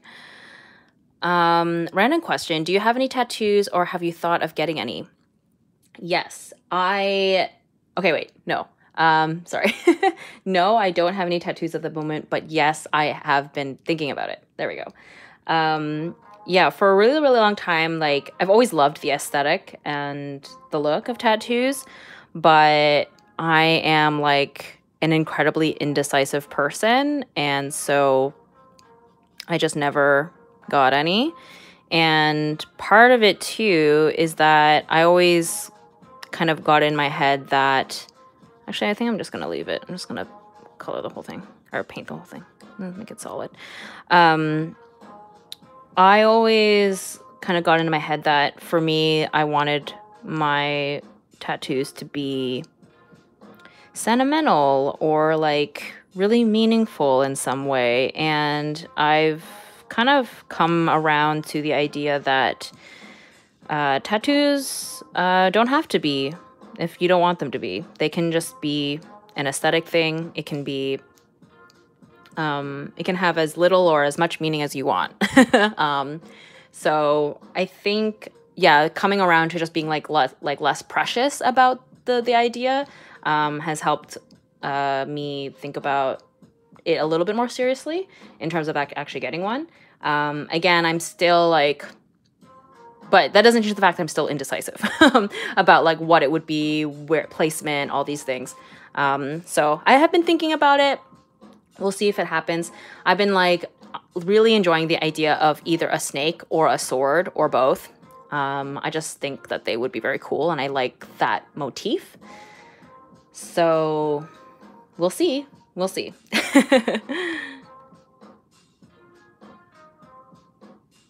Damn, I was waiting to rate the sneeze too. My sneezes are pretty intense. If it happens, it'll be pretty loud, I think. When you emphasize the sneeze and it gets shy and runs away. I know. I think like me announcing it, it just was like, nah, I'm not, it's not gonna happen. I love this dull eggplant color mixed with bright red. It's pretty fun, right? I'm digging it too. I did not didn't think that that was the color scheme we were going to go with today, but I'm into it. I originally knew, like, going into it, I knew that I wanted the gloves to be red. That was sort of the main thing. And then I kind of assumed that the hair was going to be dark, but I didn't really know. I think I kind of thought it was going to be blue, but I'm into it.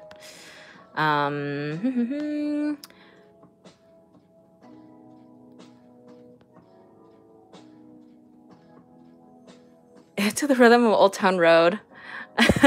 How does that go again? I got my eggplant. I can't. My brain is like having a hard time figuring out the melody because I'm like, have this like lo-fi music going. Snake as a sword. True. Yeah, so a lot of people have been telling me to do a sword with like a snake kind of wrapped around it, which would be very cool. So we'll see.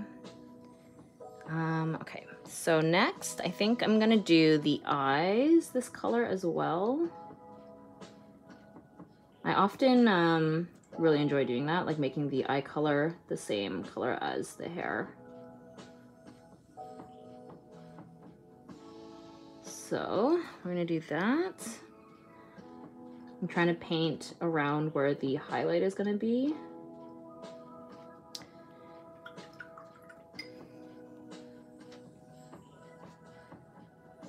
Lately, I've been really enjoying this like kind of gradient effect on the iris, so we're gonna do that.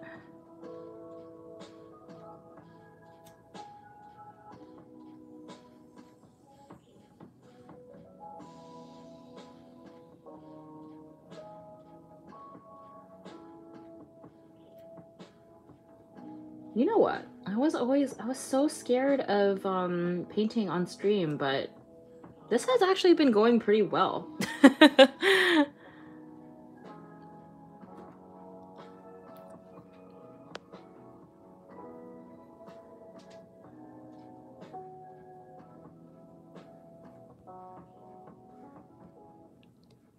Do you know what color you're gonna do for the background?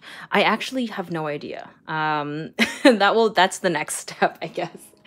That is a good question. Because the thing is, there's the background and then there's also like this tabletop that she's sort of leaning on, which I think I will want to make two slightly different things.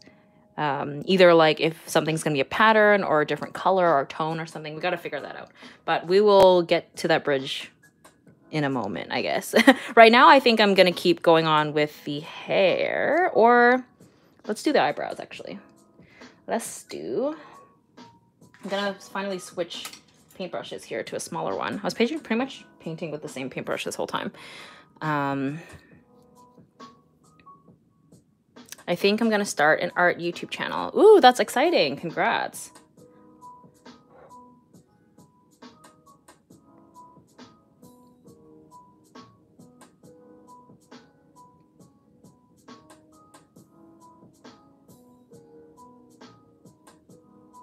I'm really glad that I've made the jump to having a YouTube art channel, because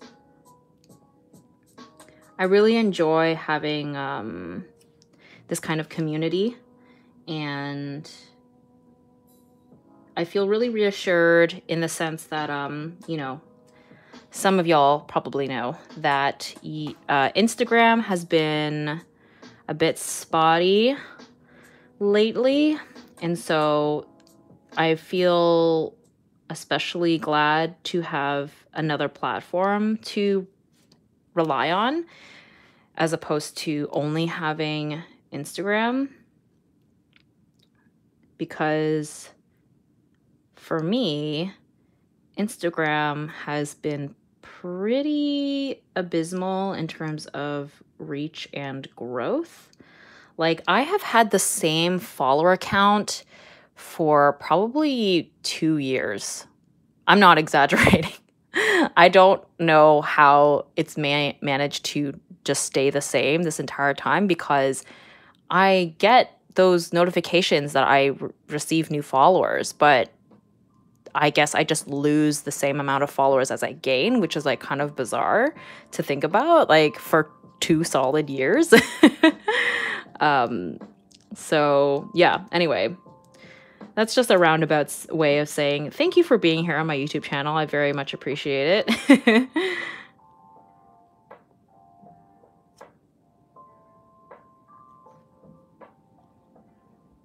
How does that even work? I don't know. It's really crazy. Love chilling with y'all, but gotta go get ready. Check out Witch's Night Creative Market. That sounds amazing. Have fun. I use luminance color pencils, but I want to fill big spaces as quickly as possible with markers or something and keep the light fastness. What markers, other materials would you be good for that? Thank you. Unfortunately, like typical alcohol markers are not light fast, so I would not recommend those. If you use colored pencils, so I guess the paper that you're using probably can't handle wet media, which is tricky because usually, yeah, like my brain would think like gouache, no, not gouache, watercolor or inks because those are light fast. But let me think. There is Winsor & Newton makes a pigment marker, so they're similar to alcohol markers in the terms of like the look and the feel and the way that you use them, but they are a pigment marker, so they actually are light fast. That's the only thing I can think of in terms of something to go with color pencils if you're using like a fairly light, thin paper. If you are using a thick paper, then definitely I would recommend a watercolor or an acrylic ink, but it depends on the paper that you're using.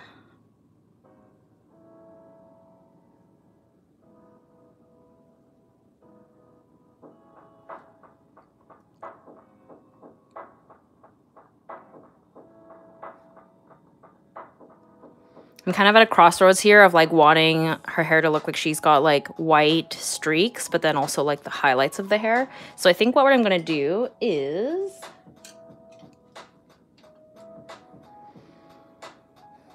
go in with a dark, not with a dark, go in with a second layer and then go over some of the highlight areas and not... I think the highlight areas I'm gonna make not like a bright white. Yeah.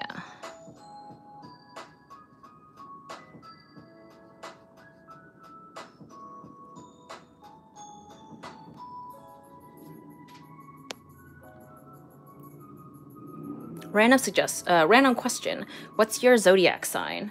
I am a Libra, or okay, wait, my sun sign is Libra. My rising is Virgo, and my moon sign is Leo. I think that I have a lot of Libra tendencies, aka being very indecisive and wanting balance. Since Libra is the sign, the symbol is a scale. So I think, you know, wanting balance, keeping the peace, harmony, I think that does make sense for me in terms of my personality. And then the Virgo rising, I think that makes sense too, because Virgos are like seen as like really organized and put together. And I think that from what I remember, rising means like people's first impression of you, I think is the kind of the personality thing. So I do think that a lot of people assume I'm very organized and put together, which I feel like I'm not. So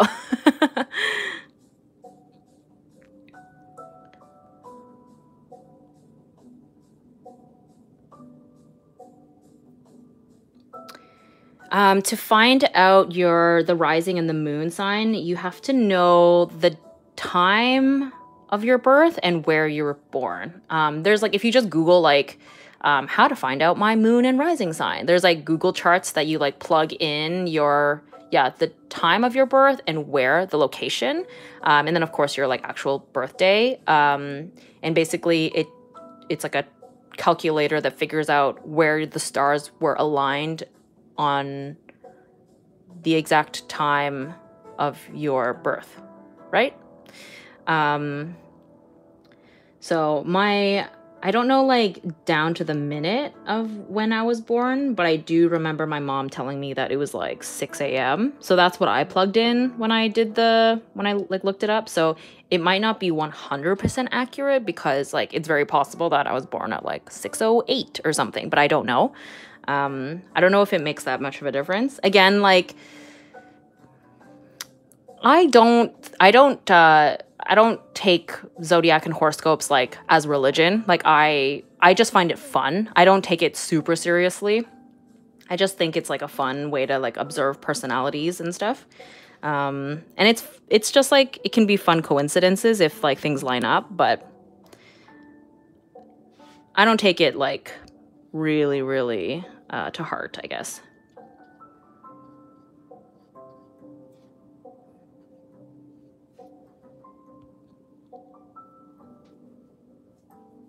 All I know is I'm a Libra. Ooh, love that. Libra gang.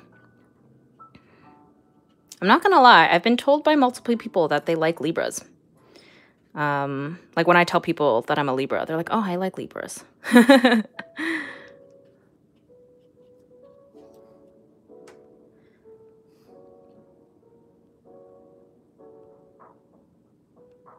I really enjoyed your turning emojis into characters video and your creative thought process. Any plans to make another video like that? Yeah, I definitely want to. When I made the Instagram story asking for emojis, I got so many great suggestions and I actually screenshotted a bunch of them because I was like, oh, I want to make this into a series. I want to do this again. So I definitely do want to do it again. It's just, y'all, I have so many ideas and so little time to fulfill all of these ideas. So one of these days, like another thing, I really want to make another like 6 fan arts video. A lot of people have been asking about that. The screenshot recaps, or not, screenshot redraws. There we go. Screen cap redraws. There we go. So yeah, it's hard to keep up with all the things that I want to do. But yes, the emoji one is definitely something I want to do again. I've also been interested in trying out the like 3 color challenge. I think that would be fun too. Oh, actually the next video that I want to do is I want to recreate an old drawing. So I made a video. It's been maybe a year now since I made that video, but I made a video where I went through a bunch of my old artwork from like high school and like when I was younger. And there was some really funny gems in there. And recently I was like, you know what, I should recreate one of these. So I asked my patrons which one they wanted to see me recreate. I haven't looked at the poll actually in a while, but let me show you the 2 drawings that I was between. Where did I put them?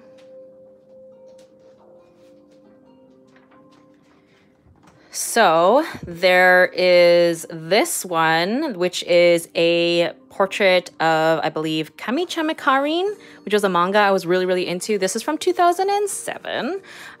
They're both from 2007, actually. And this was like, literally, it's like the thinnest paper. And I think it was like a really cheap gouache or really cheap watercolor and like ballpoint pen, it looks like. And then this is the other option, which is a much more polished looking one, but also from 2007. It's kind of wild. This is Misa Misa from Death Note, and the fashion is very much of that. It's very much a 2000s fashion vibe. Yeah, so I've been thinking about recreating one of these, and last I checked, my Patreon was voting on Misa. I think, but either way, one of these will be recreated in the next YouTube video, and I'm very excited about it because it'll be interesting to see the change. I'm just gonna turn the music down. It's a little loud. Hold on. Okay. Yes, Misa Misa. I love her. The fashion. The fashion is good. Okay.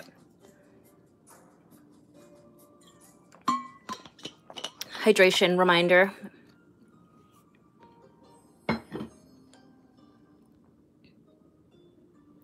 Serving looks and enabling her god complex boyfriend, iconic.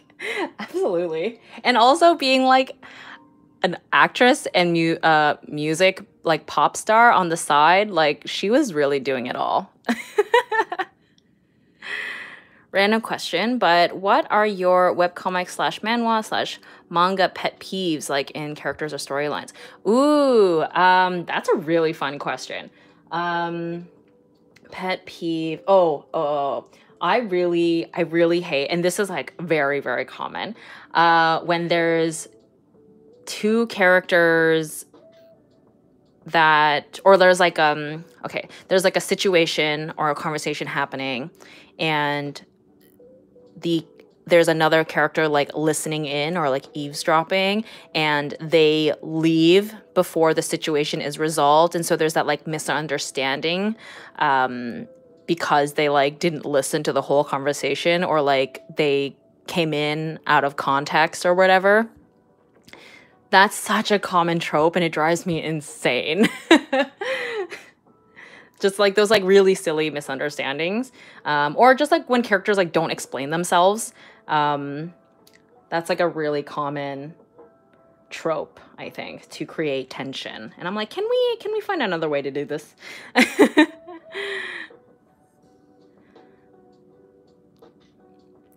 Your nails kind of match the hair and shirt. Oh my god, you're right. It's like really close, actually. There is a theme. Very, very close. They're all chipped now because of my kayaking experience yesterday. Just popping in to say, hey, wish I can stay and watch relaxing stream, but I got a group project part to finish. Uni life. Aw, well, thanks for coming in. Good luck on your project. Oh, the pain. I know, right? It drives me insane. I'm just like, if you had only stayed to listen to the rest of the conversation for like 5 more seconds, you would know that this character is not cheating on you or whatever.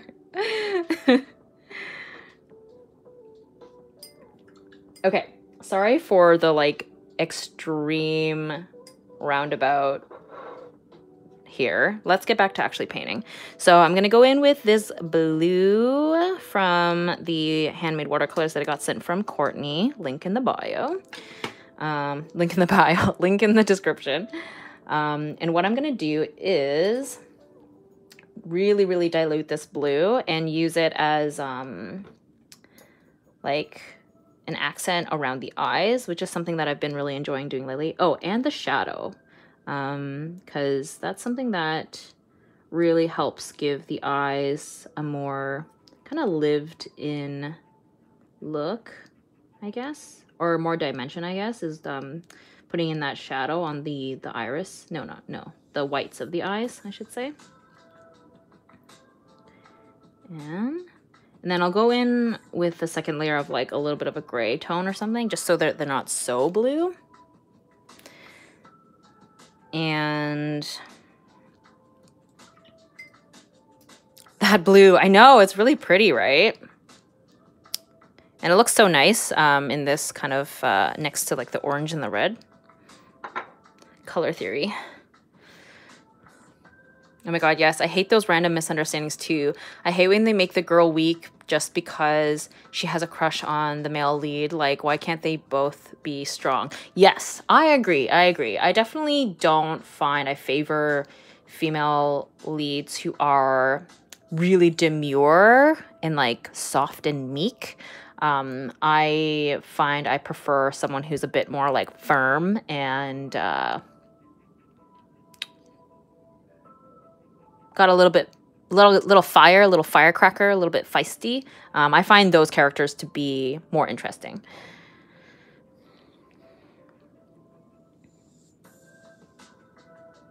Okay, now let's, you know what? I'm gonna make this like those little pearls on the hair clips, like with this blue to, you know, get it all to match and go together. And then I think the straight barrette I'll do with the red, just to tie everything together. Oh, the acrylic ink has dried. Let's use the watercolor here.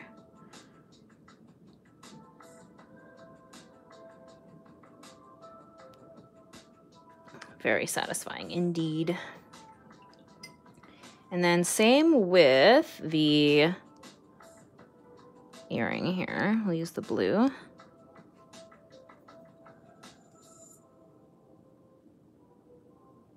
And then I'll go in with a gray afterwards, I think.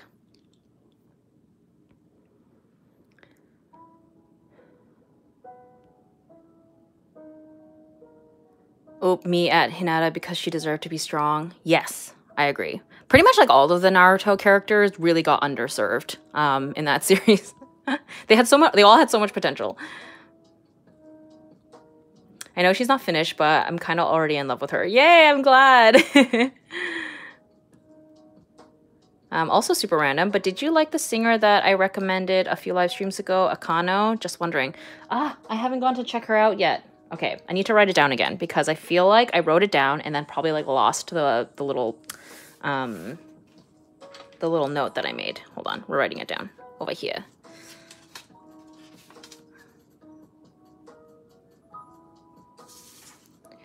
My brain is always so scattered. Okay, now,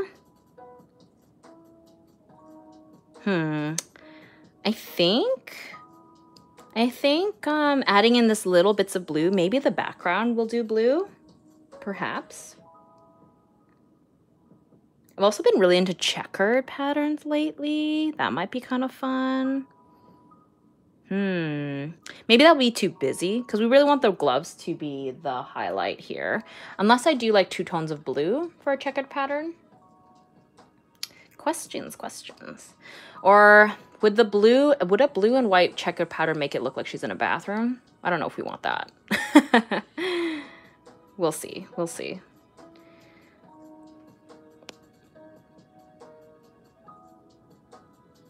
Do you only stream on YouTube?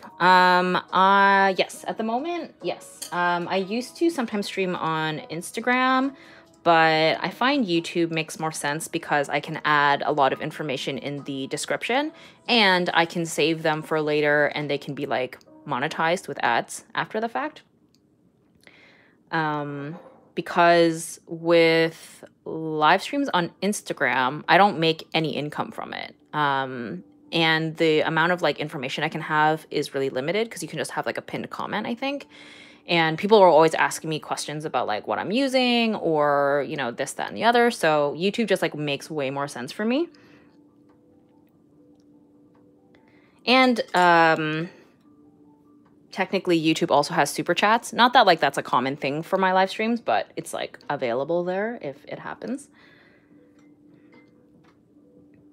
Because at the end of the day, I am still like I do really love doing these live streams because it's fun. But it is my job. So I gotta make sure I'm paying the bills.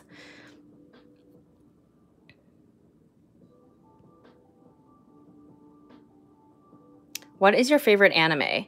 Definitely have a lot of favorites, but I find that Fullmetal Alchemist Brotherhood is one that I find I turn to when I get asked this question because I think that it really has it all.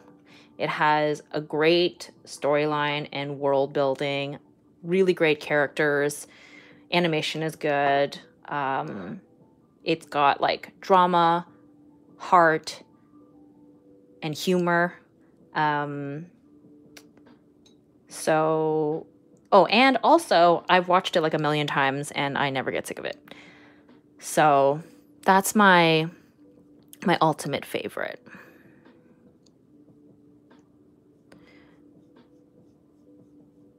I also think it's a great entry for people who are new to anime as well, because it's a much more manageable length.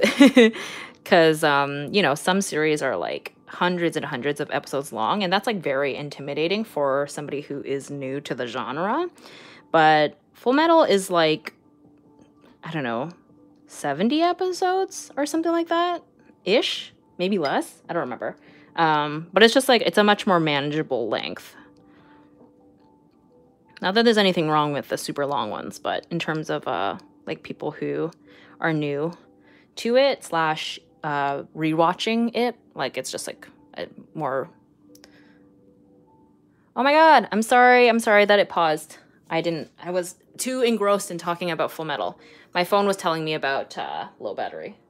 I have no idea when it paused, so I apologize. Okay, let me plug this in. Okay. I rarely watch on YouTube, just happened to browse my subscription today, watch Twitch daily. Oh, right, yes. I have debated on streaming on Twitch, and I've discussed it with a few of my fellow creatives who have experience with Twitch, and from the sounds of it, it makes more sense for gamers and more, I guess, general entertainment people to be on Twitch, slash if you don't have an audience elsewhere in terms of streaming. Like for me, I already have an audience on YouTube. And so, and like I was mentioning before, how I can keep the video up and have it monetize for me after the fact. Whereas with Twitch, they get deleted like after a month or something. And for me also, all of you guys are already here on YouTube, so it just makes more sense for me to like keep it all in one place. I don't want to make y'all run around from platform to platform if I can help it.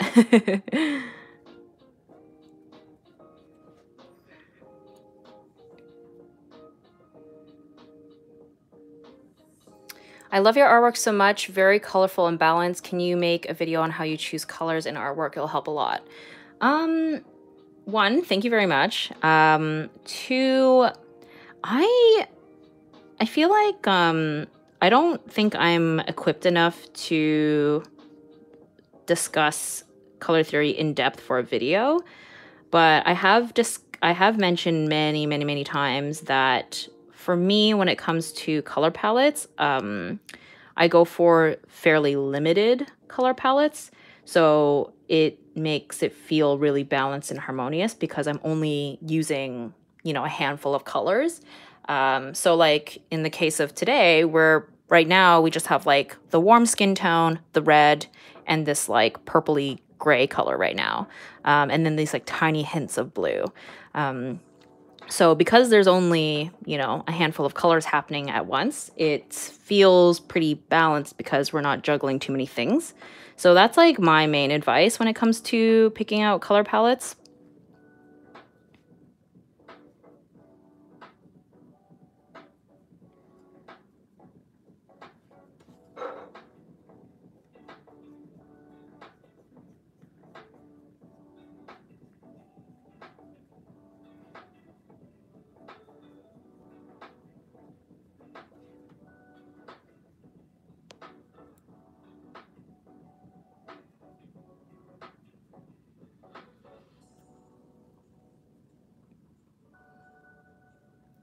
Oh yeah, I watch Cheyenne Barton on Twitch sometimes, and she definitely sounds like she has like a great community over there.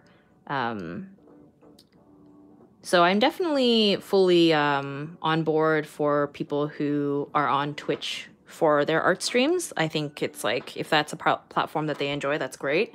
But I'm pretty happy with my YouTube stream audience here.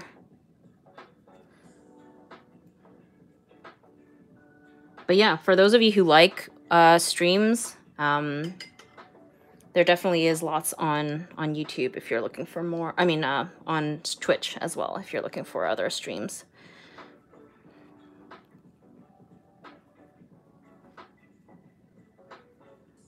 Okay, so I think I'm gonna dilute this gray for the eyes here.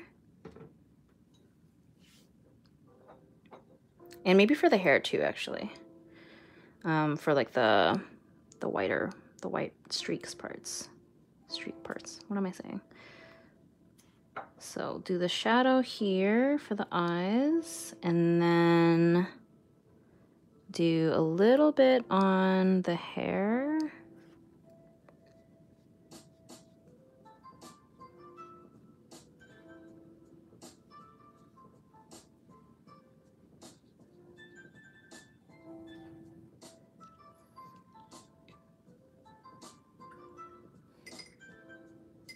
Bye, gotta do my chores. Thanks for coming. She's looking like Kat from Euphoria. I've actually never watched Euphoria, but I'm sure you're right.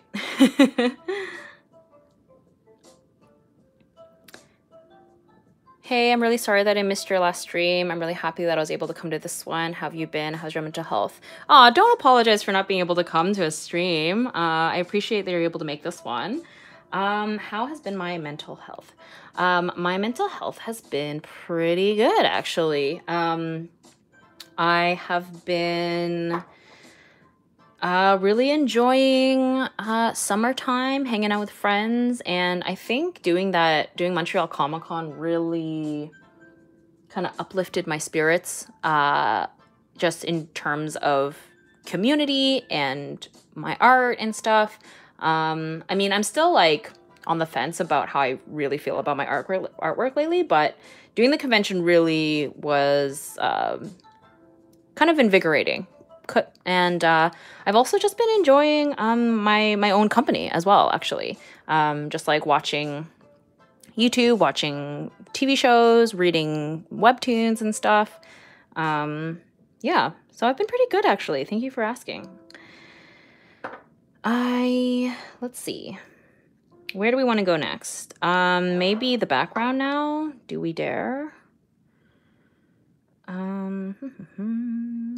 What do I want to do here? Okay. I think I'm going to take a risk here.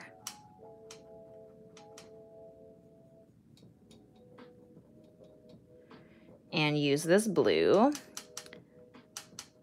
And if I hate it, we'll just go over it with another color.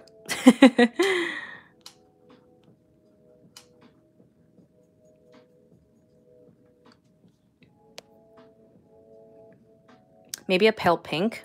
Oh, you know, I'm like mixing this blue. A pink actually also would make a lot of sense because then it's riffing off of the red gloves. And then it's not competing. You might be right, actually. The blue might be competing too much. Hold on. Let me...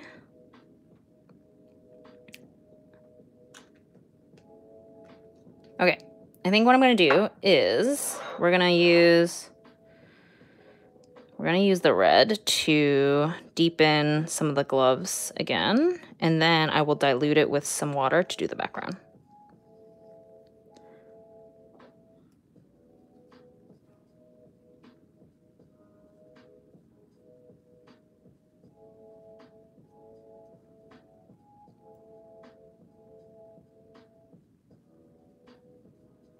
Oh, and the lips. Want to do another round on the lips.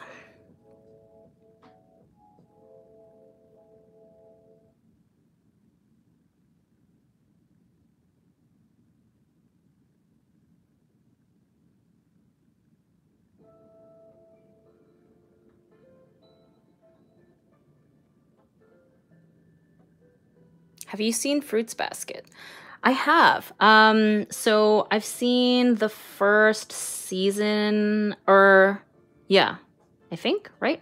So I remember I had read a little bit of the manga and read a little bit of the original anime back in like the early 2000s, I think it was. And then it got rebooted. It got the Full Metal Alchemist Brotherhood treatment, basically.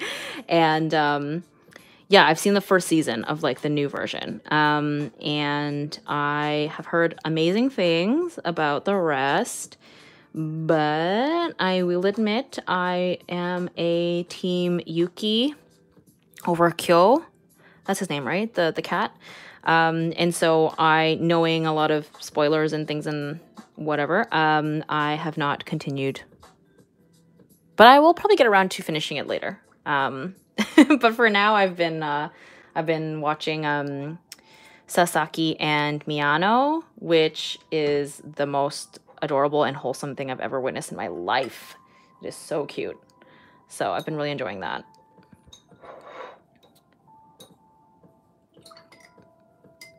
So I think for the background, I thought I was going to use a diluted acrylic ink, but I think I'm actually going to use the watercolor instead. Because I think it'll be more...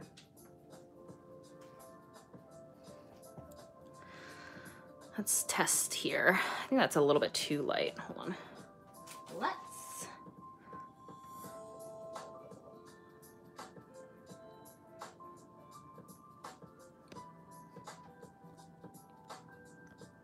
Hey Tina, I was wondering if you had any tips on how to draw faces that are in proportion somewhat from symmetrical. I have a video on...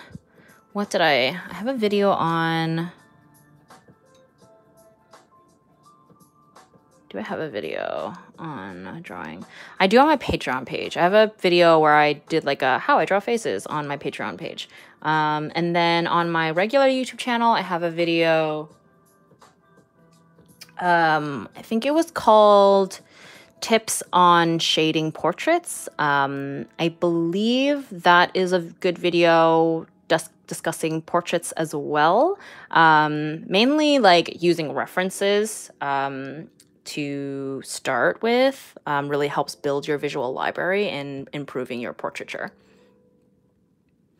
That's so good. It makes me happy that you're happy. Your art is always good. LOL. Sometimes you won't like it, but that's okay. That happens a lot. Thank you so much. That's so sweet. I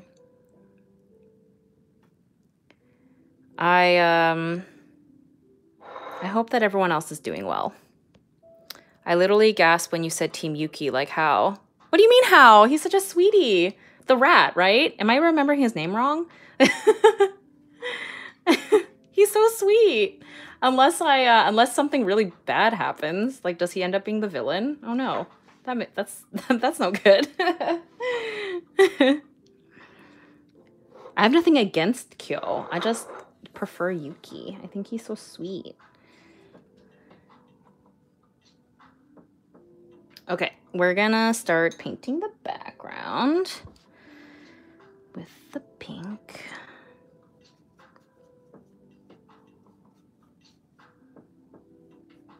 I probably could have used a bigger paintbrush, but it's fine.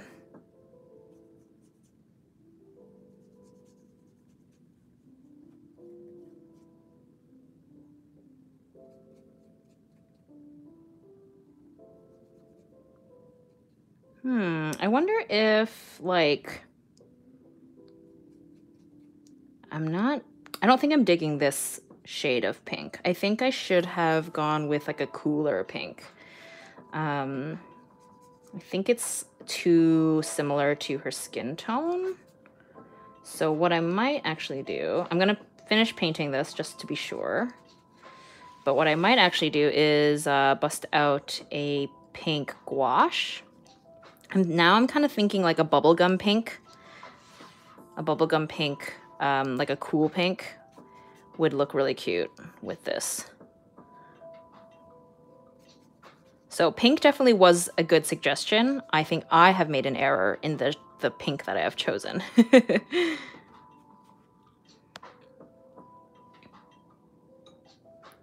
Yeah, I'm not gonna lie, I'm a Yuki girl too. Yay! I'm glad. Yuki team unite.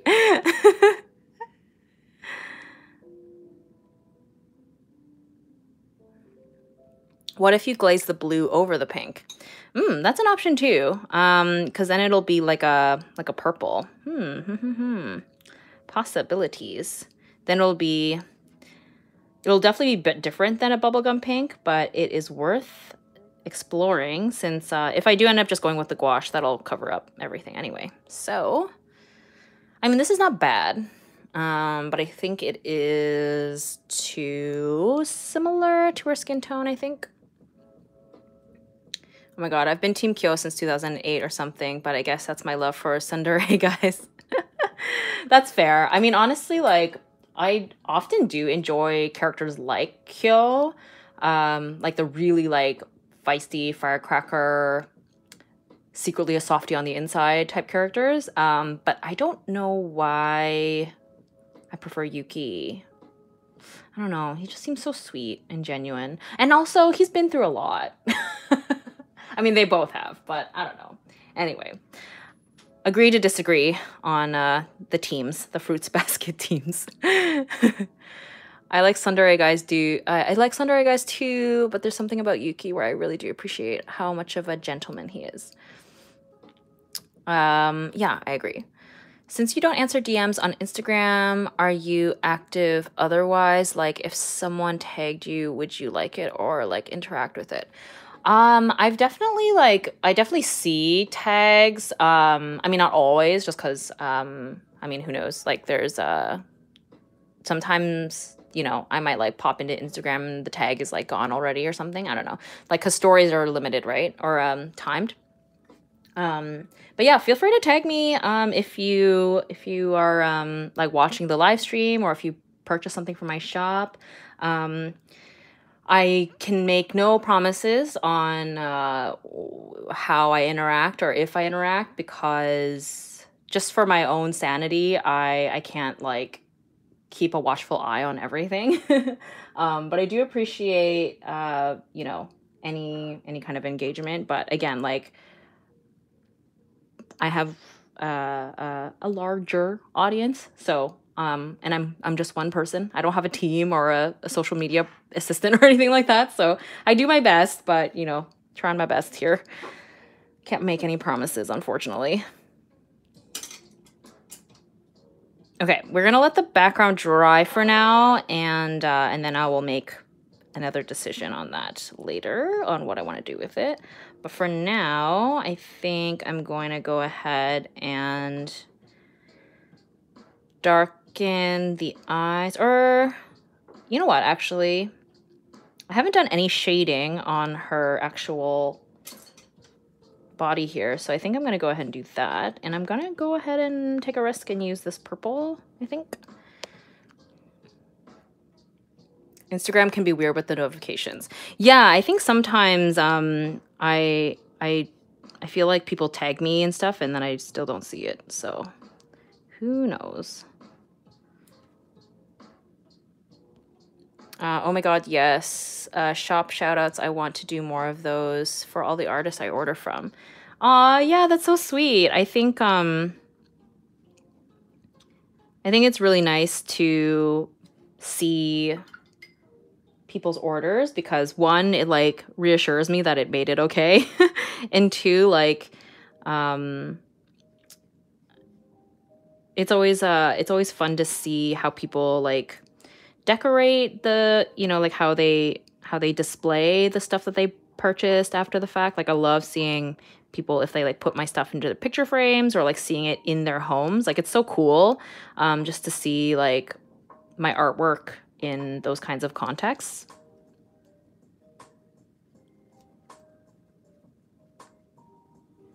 So yeah, I made a risk.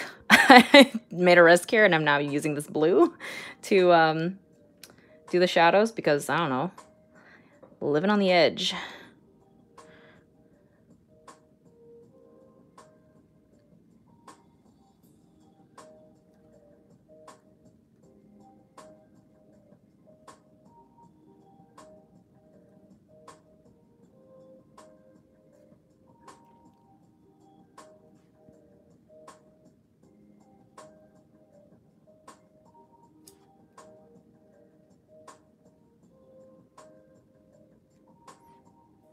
It's always funny when I do the, like, for some reason, I always do the shading underneath before I do on top, and it always looks really, like, makes the character look really haggard, but very relatable because, you know, tired.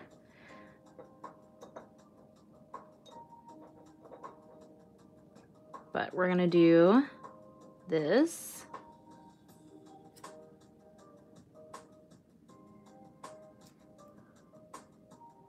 Give her some really fun eye makeup here. Because she is serving looks, honey.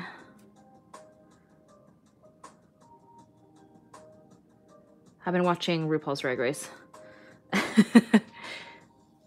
Okay.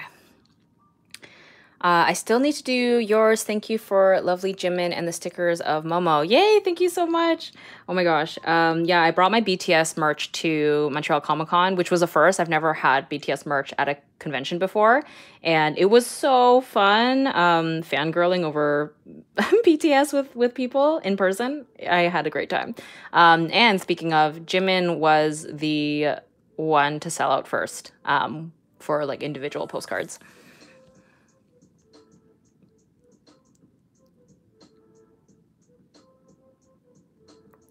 Do you think you would ever try Zodiac artwork, like how the characters from Fruits Baskets can change into the animal counterparts?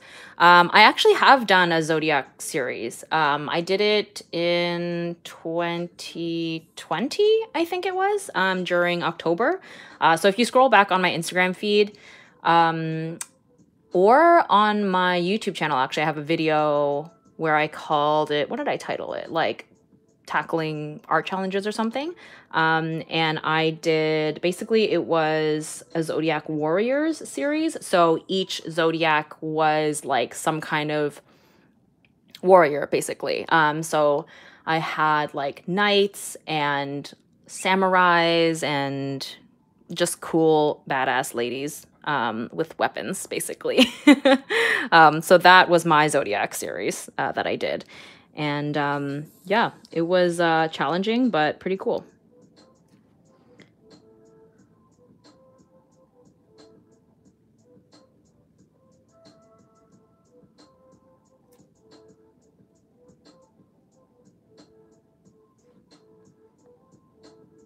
I don't know if I would ever do it again, though. Doing Zodiac stuff is kind of stressful. Because, like, people, like, most of my audience was, like, super cool about it.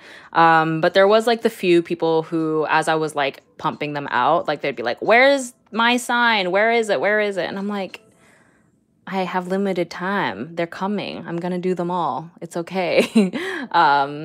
And then I had a couple of people who expressed like distaste for the illustration that I made for their sign. Like people just get really personal, I guess, when it comes to their zodiac signs. So it was kind of stressful in that sense. So I don't know if I would ever do it again.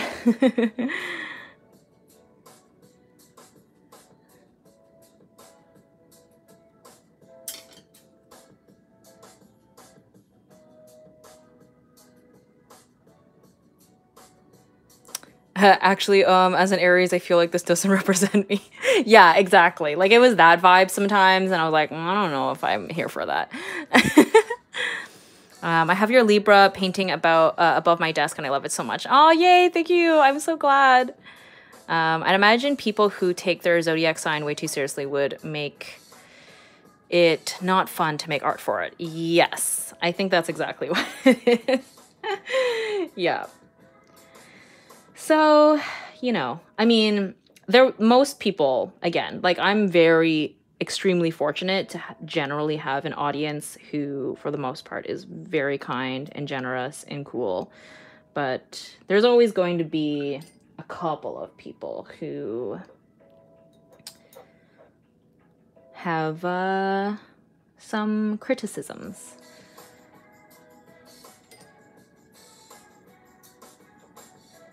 Okay, so I'm going to do some shading under the hair here.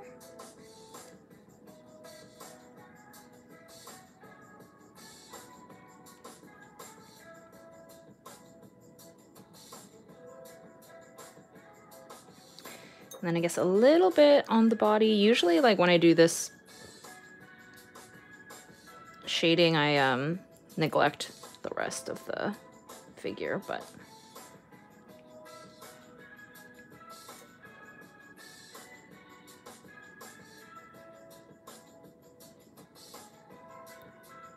maybe I'm gonna take a risk here and do this, do like a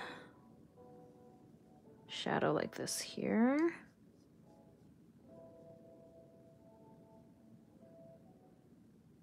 And maybe same with here. Whoops, wrong color. Let's see, okay.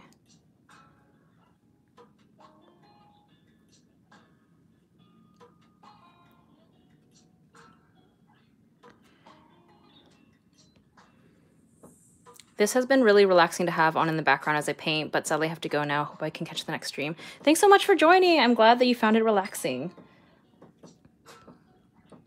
You shouldn't be a Pisces and expect everything Pisces related to be exactly like you personally. Yeah. I think some people just, yeah, they take their zodiac very, very seriously.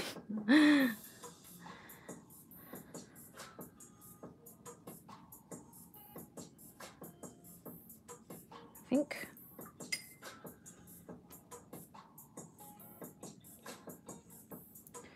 Yeah, I think this one was a little bit too blue, so I'm gonna knock that down a little bit.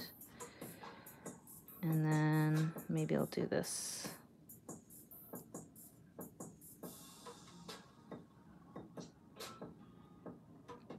I might be in like overworking it territory now. Maybe I should have been a little bit.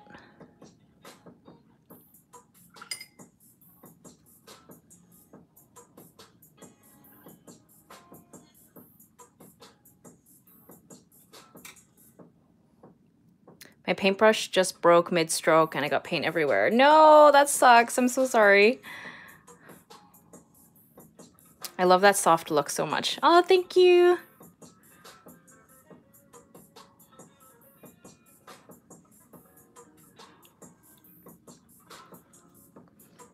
Okay, so now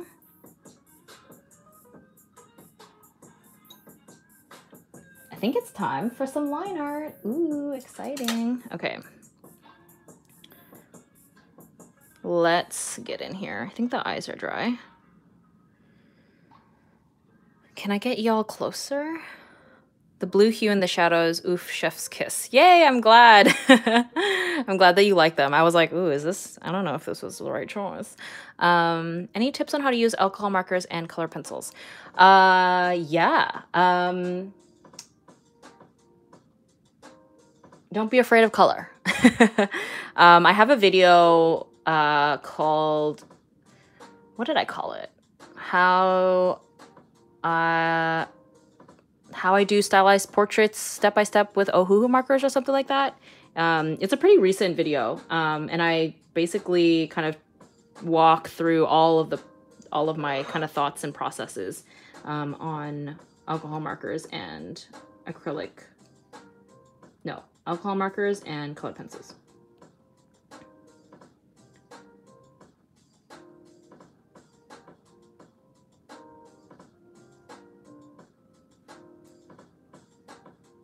This is not quite dark enough, so let's go and add in some purple to this mixture.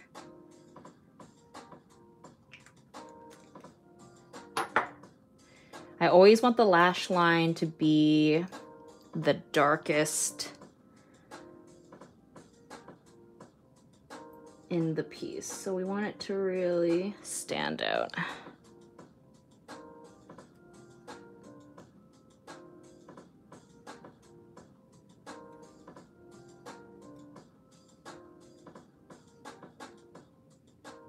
And we'll do the iris here as well.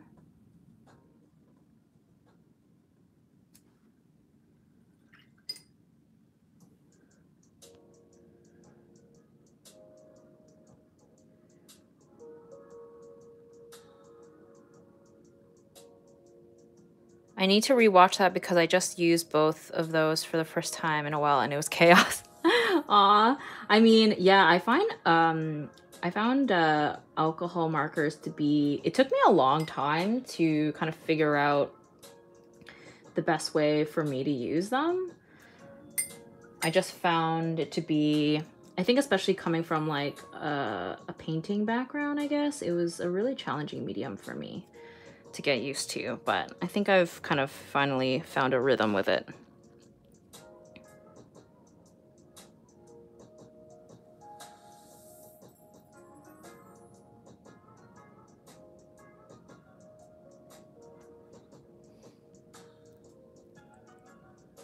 Digital art has spoiled me. Fair.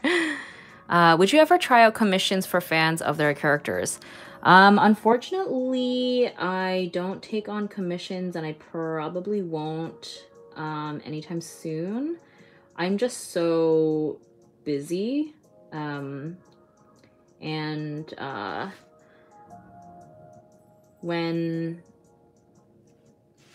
the thing about me being busy as well, it's like not just time, but also like whenever I make anything, whether it be like the artwork, a video, I usually want it to have like as many uses as possible to optimize my time. So like this live stream, it functions as like me being able to engage and connect with all of you, but it's also me working on a Patreon postcard. And then also the video gets to be saved later so that it can function as a YouTube video after the fact. And the thing about doing commissions is that it's sort of a one and done thing because it's specifically for somebody else. So I can't make prints out of it later. I can't really like do anything else with it. So while like I'm like so appreciative and flattered that people are interested in seeing, you know, their character or themselves like painted by me, it just like doesn't really make sense with my current like workflow and schedule.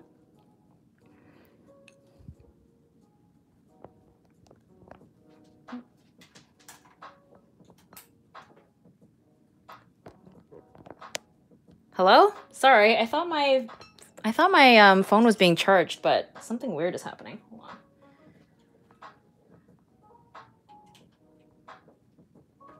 Are we charged? I don't know what's going on here. That's weird. I've had my phone plugged in.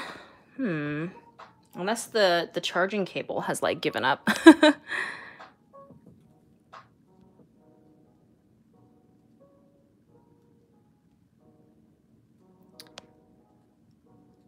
I hope we're still on. Are we still on? Thoughts on Sasuke? Sasuke used to be my favorite Naruto character back when I was in like high school. And a lot of it, I think, had to do with the fact that I was very much in my emo phase. And he fit that bill for sure. But now, as an adult watching it back, I kind of find his character to be like, at times, like really frustrating. But obviously he has an extremely sad and tragic backstory, so he, of course, is going to be a little bit troubled and make poor choices. But it's with an adult lens now, I'm just like, let people help you. You're being so stubborn.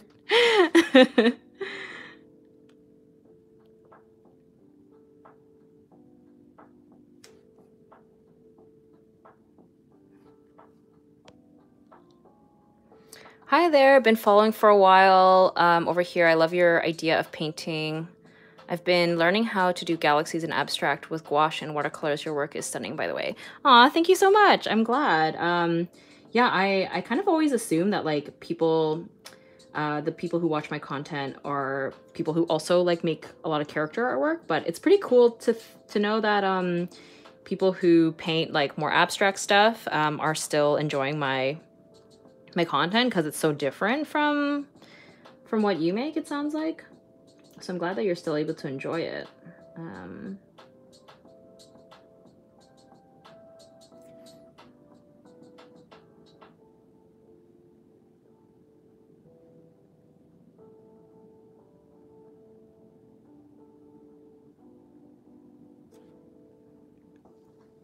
Maybe I'll try and bring you guys in a little bit closer. Let me zoom in a tiny bit. I think that'll help with this line art stuff. It's so tiny. LOL, I watched Naruto for the first time as an adult last year and I found him insufferable almost to the end. Yeah, that definitely makes sense. I think I probably have like a slight nostalgia filter on it, but I do agree that he is very, very frustrating to watch as an adult.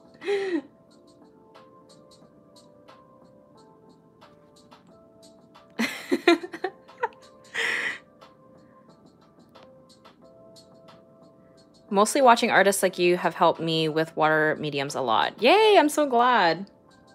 Yeah, I definitely think that it can be intimidating to approach like wet media because I don't know, maybe there's just like some unpredictable elements about it. But I'm glad that my videos can help you brave the medium. I'm honestly so bewildered that I was able to do this on stream. I always like was worried about the drawing time that would be involved with doing a wet media on a stream. But I think because I made sure not to really do a lot of layering, it worked out okay. I think so long as I don't make it too complicated, they're definitely doable. And probably also I've just like gotten much more comfortable with live streaming.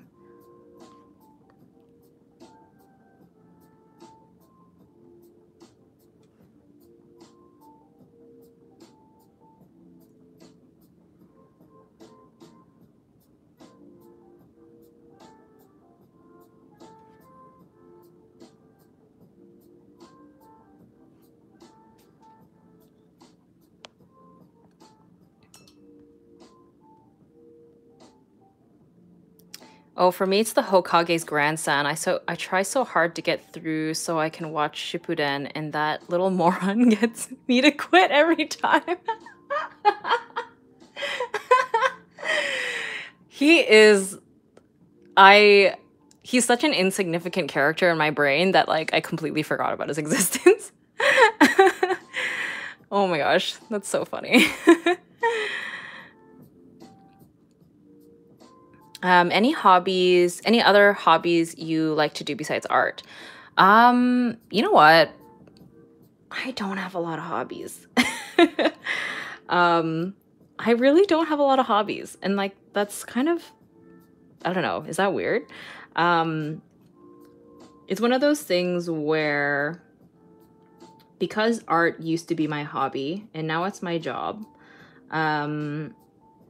and so when I'm not painting, drawing, working, I just want to chill.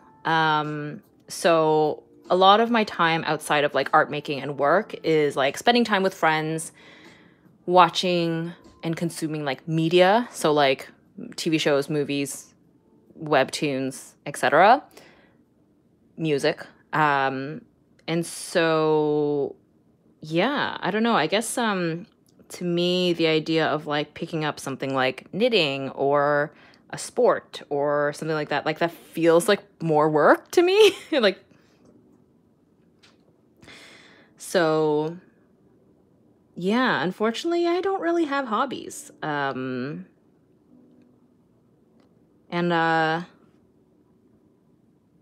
if you are also like me, I see you. Obviously, having hobbies is a good thing. Like rock climbing or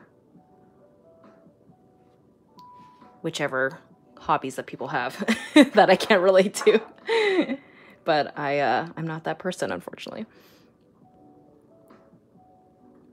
It's so silly of me, but he grates my soul. I feel you. I love this piece. Also, thank you so much for being one of my biggest inspirations. Aw, thank you so much for saying that. That's so sweet. I have too many interests that I can never get around to, so oftentimes I just resort to chilling as well. Oh yeah, I definitely relate to that. Like, it's like when you're overwhelmed with too many options that you just shut down. That's how I feel sometimes when it comes to like, I guess maybe this technically is in the realm of hobbies, but I see it as work still because I'm like trying to monetize it. But I've been really wanting to like explore more art mediums, I guess. Like I've been really wanting to try Riso prints. And then I've also been wanting to finally get back to polymer clay that I had like purchased and I'd used once.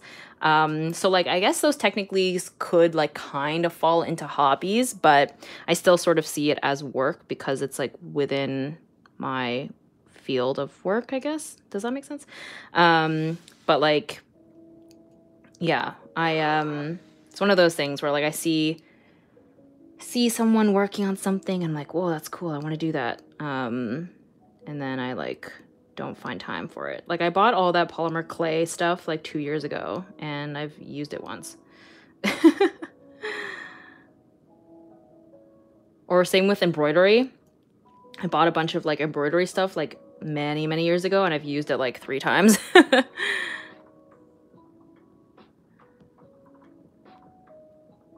Do you prefer gouache or acrylics as your main art medium? Just some thoughts because I want to venture into more mediums, but I don't want to waste my money. I haven't touched acrylics in ages, so definitely gouache over acrylics for me. But I guess there is a distinction with, because there is regular gouache and there is acrylic gouache, and I like both, but I have realized that I do prefer acrylic gouache just a little bit more, but it really depends on the type of painter you are. I follow lots of artists who prefer regular gouache over acrylic gouache, so I definitely recommend doing your research and evaluating what will make sense for you, because everyone has their own preferences. And like something that makes the most sense for me might not make the most sense for you. So yeah. Question for me, because I am aware you give art supplies to other art people. Do you just ship it or do you just pass it on depending on how close they are? Yeah, in terms of like me gifting art supplies to my friends, though in those cases I have just given it to them in person.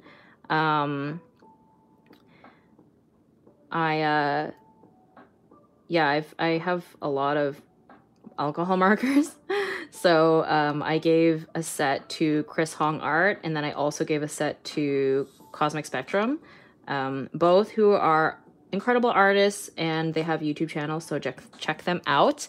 But yeah, I have seen both of them in person, like we hang out, so I gave the sets to them in person.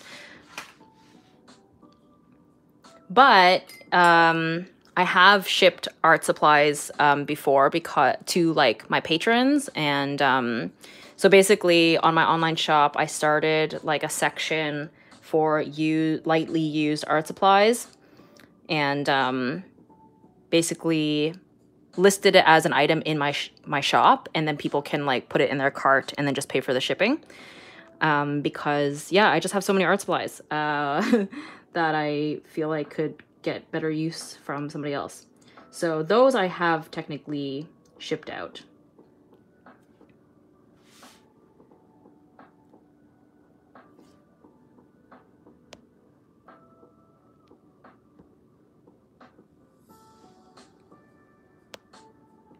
Lately, I watched Shikimori-san. Is not just a cutie, it's like a cute slice of life that's very feel good. I'd recommend for a silly and chill anime to have on. It's also very beautiful. Oh, okay. Hold on. Let me write that down. Because that's the vibe that I've been enjoying lately, is like chill stuff. Hold on. Let me... Shiki...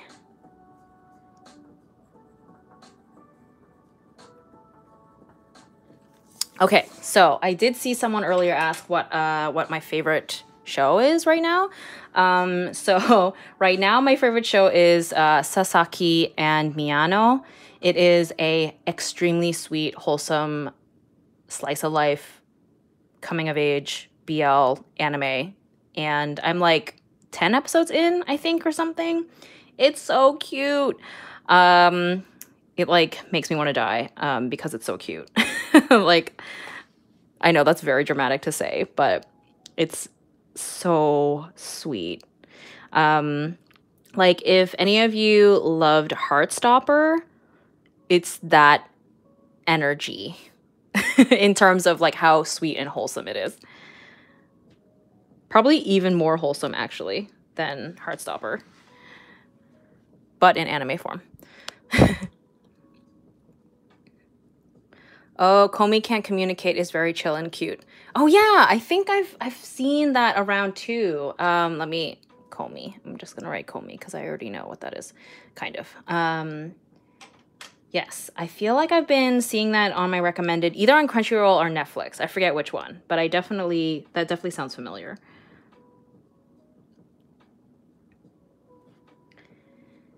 And I have been slowly watching the 3rd season of Umbrella Academy. I loved the first 2 seasons of Umbrella Academy, and so I was very excited about this 3rd season. And I don't know why, but it doesn't feel like as binge worthy as the first 2 seasons were. Like, I just don't find myself like binging it. Like, I think last time I watched it was like a week ago, and I haven't picked it up for a little bit, so I do want to finish it, obviously. And overall, I'm still like generally enjoying it, but it doesn't feel the same.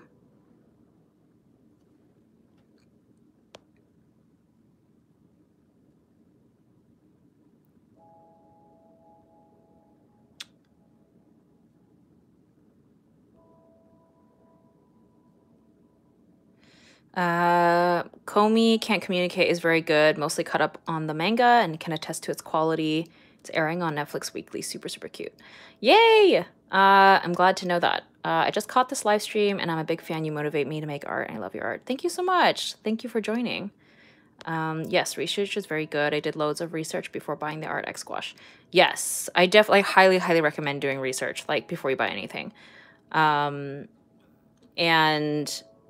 like, watch reviews and art videos from multiple artists, because, like I said, like, everyone has like their own preferences and styles, so getting perspective from multiple people is very, very key as well. Yeah, I did watch the newest Stranger Things as well. Oh no, I smudged it. Oh, sad. I smudged that a little bit. Honestly, it's okay. I think I'm gonna paint the background with gouache, I think. Like, I don't mind this light pink, but like, it's like so faint. But I do think I really want like a cool pink. And I think like a matte gouache will be really, really satisfying for this. So it's okay that it's smudged into the background because we will cover it up. What was I talking about? Stranger Things? Yeah, I watched the new Stranger Things. I enjoyed it, but I do think that nothing will really top the first season for me anyway. So I've kind of accepted that that will always be my favorite.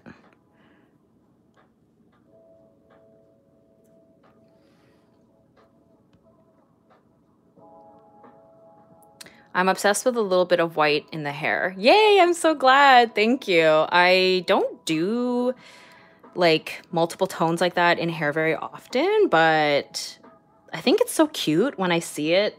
And I actually used to have like blonde underneath on my own hair. So yeah, I'm glad to finally introduce it into a painting. And I think it really helps break up the hair and the top, since that they're the same color.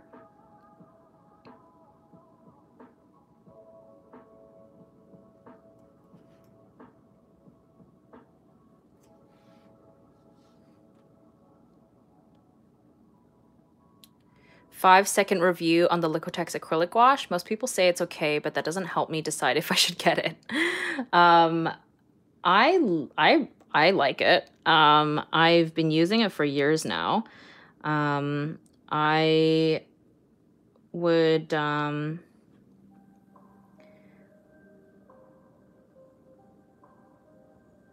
would say check out Furry Little Peach as well.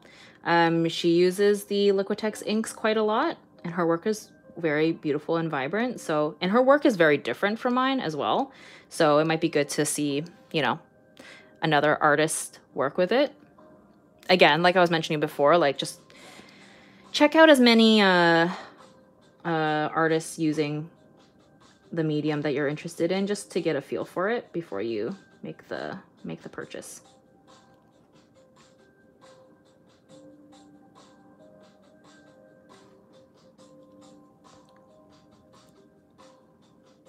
What was your longest live stream? Oh, I did one that was almost 4 hours, I think, or was 4 hours. That was my longest stream, I think. How long have we been streaming, actually? I have no idea what time it is. I don't have a clock here. Where is it? 3:50. Oh, we're actually almost at 4 hours. Yeah, because I started at 1. Wow, time flies.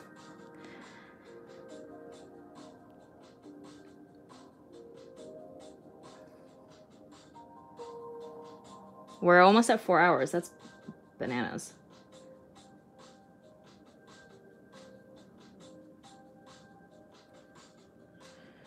Which reminds me, I should bend my knees. I've been standing. I usually stand when I do live streams. I love this so far. Wow. Thank you so much. Also, what do you think is the best watercolor brand? I'm going to get some. Okay. I don't really want to recommend anything, to be honest, because everybody's budget and availability is different. And again, your needs as an artist is going to be different from mine. So I think, if I remember correctly, I have a video linked in the description where I list my favorite art supplies. Like, I have a video where I did like my favorite art supplies. I would say if you have a local art supply near you, like art supply store, sorry, definitely hit it up, because I think, one, you know, we love supporting local businesses, and two, they can recommend, they can, like, I used to work in an art supply store, so like they can ask you like, what's your budget? What are you looking for? Like, you know, and it'll be the supplies that are available to you at your store, in your location, in your country. You'll know what the cost is and all that, because availability is different everywhere, and everyone's budget is different, and what you need and what you want out of art supply is going to be different from me, probably. So I know that's not the answer that you probably wanted to hear, but I just think that I don't want to be like, use this, and then it be like out of your budget or not available to you, or you know. So I want to help people make like the best informed decision for your own needs, if that makes sense.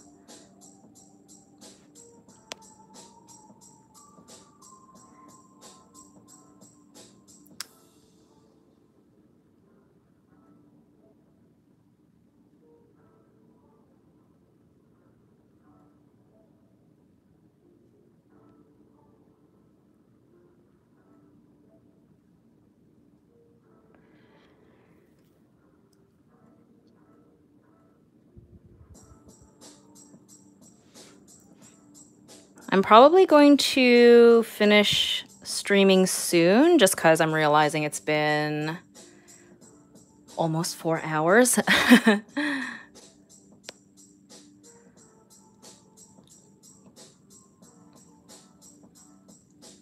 And like, we're not done technically with this, but like, we're getting close. I think basically the background I'm gonna paint. I need to do something about the tabletop here, or counter, whichever we want to call it, and probably some like little finishing touches here and there. But yeah, I think 4 hours is pretty good for a live stream.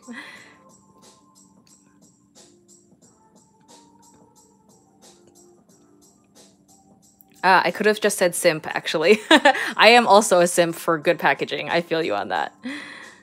I've been fighting this IKEA cabinet to put together and I'm almost done. You've been great company. Oh my God. I'm so glad. Good for you. Building furniture is honestly, like, for me, I hate it. So good for you because that's not fun. I know some people really love it, like building furniture, but I'm not one of those people. So I'm glad that I was able to keep you company and stay sane while you built that cabinet. It's so nice how you think of other people. Oh, I'm glad that you, thank you. I'm glad. Yeah. Cause I really want to be mindful of as many people as possible. Right. Like I will say, like, I really enjoy the, that Paul Rubens watercolor palette that we've been talking about. It's got this like pink packaging. It's very cute. But again, I don't know how available it is to everyone. And then like Daniel Smith watercolors are like really beautiful, but they're really pricey. So, you know, but I have been really enjoying these handmade paints from Courtney as well, who has an Etsy shop.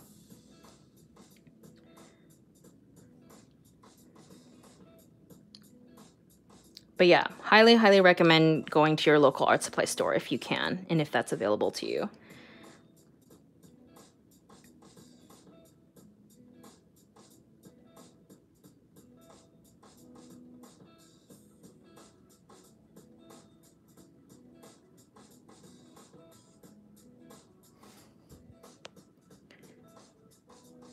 It's been okay until this last piece. The screws wouldn't go in properly. Finally got it. Yay, the satisfaction. Bleach bathing my hair at the moment. Wish me luck. Also, this is looking awesome. Good luck. I love getting new hair. It feels so, I feel like a new character. So I'm excited for you, especially when you get bleaching done, because it's such a dramatic transformation.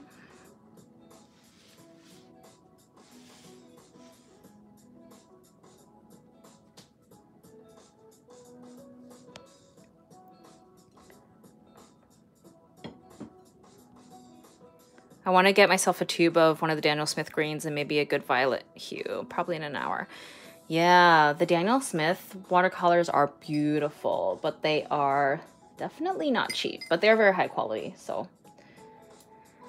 They do sell like dot card sheets, which I got, which helps, so you can like actually swatch all the colors. So that's pretty handy, so you don't have to commit to a tube. You get to test it out before you commit to a tube. That's what I meant to say. Okay, so we've come pretty far. I'm pretty happy with how she's turning out. I think, do we want to paint the background together, perhaps? Let's see.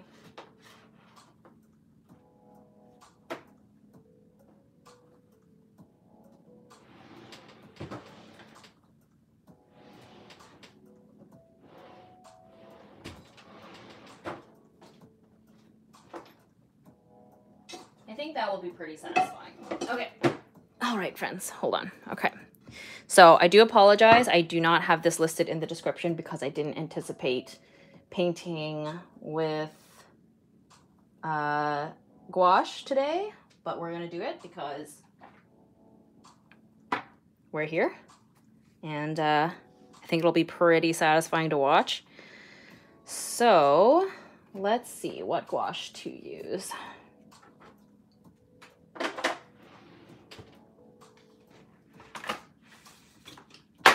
Oop. Disaster, y'all. Okay. We're gonna use, so this is a Sugar House Ceramics Co. Ceramic palette. Beautiful. It's completely covered in paint because I'm so lazy. We're gonna use, I think, some Arteza gouache for this background.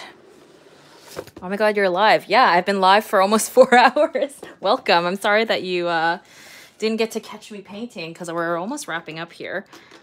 But you will get to see me paint the background.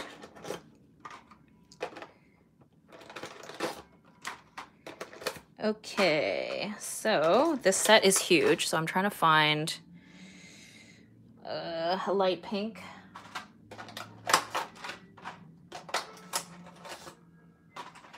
Okay. There's a few here. Hold on. I always... Let's see. Okay.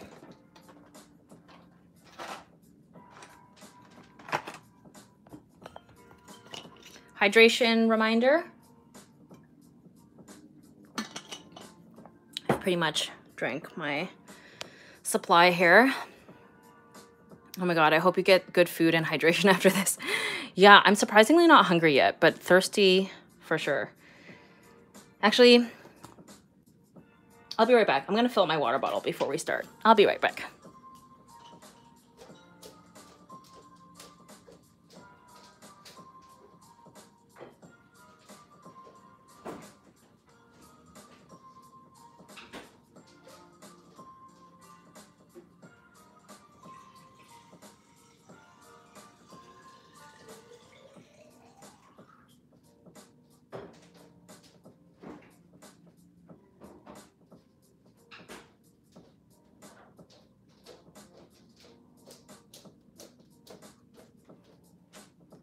Okay, I'm back with a fresh supply of water.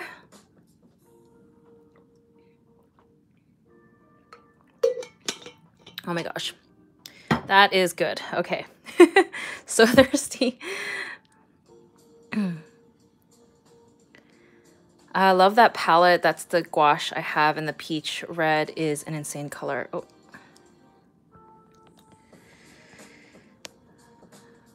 Wasn't expecting it. Yes, I'm gonna open these all up and see. I'm gonna see what these look like because the label is always completely different from what the actual paint looks like. Okay, that's that color. That's probably what I want. Yeah, because this is a very like nude. All right, and then this peach is this. Okay. Yes, I do want a cool pink. So we're gonna do this color. This is blush pink.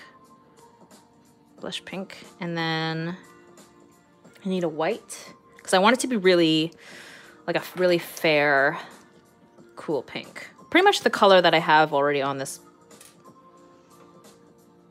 This might have not been it. Let's see. Do I have a white? Yes, somewhere.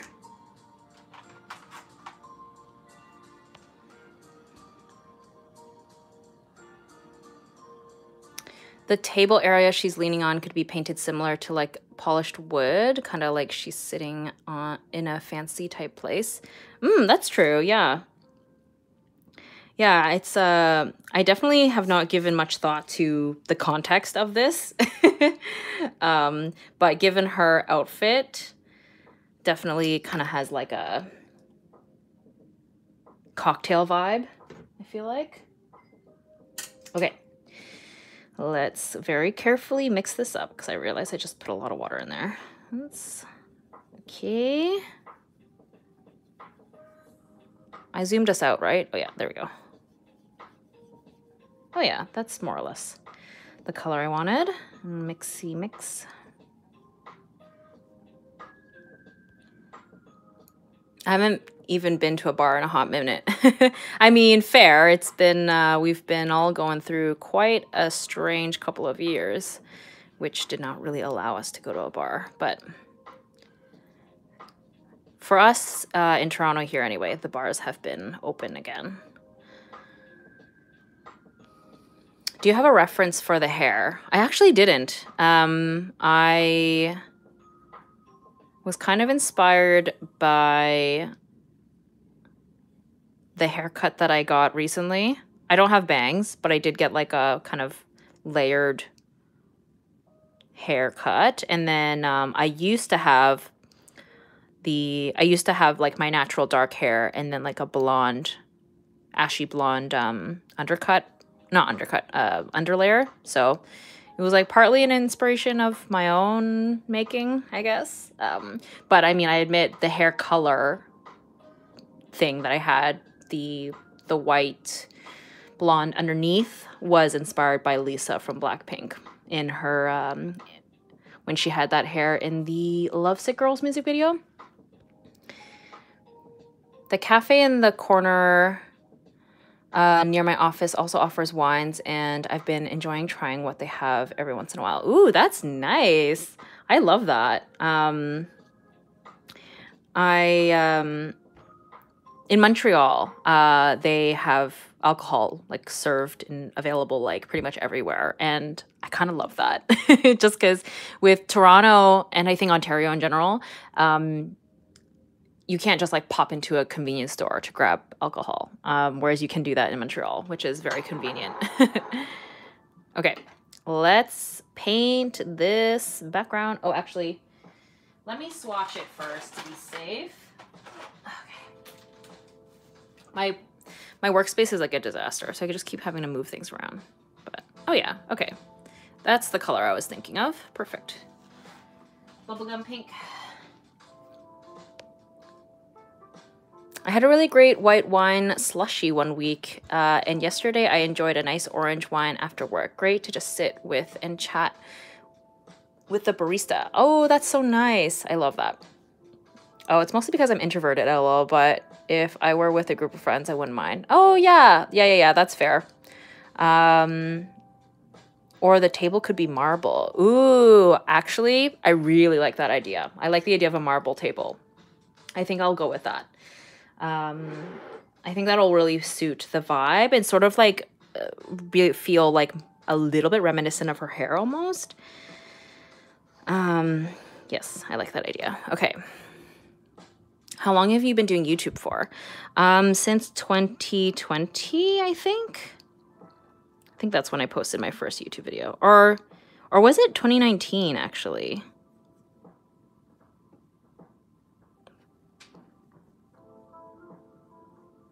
It might have, I think my first YouTube videos might have technically gone up in 2019, but my YouTube video or my YouTube channel didn't really take off until 2020, I think is the timeline, if I'm remembering correctly. Is this pink too dark? Might have be too dark. I'm gonna add more white.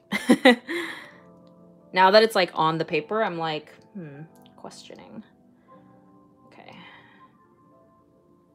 gonna add more white to this paint mixture, and that's hopefully gonna be the color I want.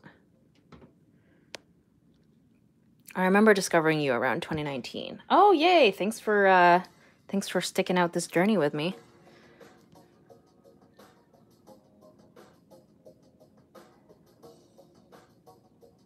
Yeah, I guess I'm more of a cafe than bar person, but I wouldn't mind a pretty drink every now and then.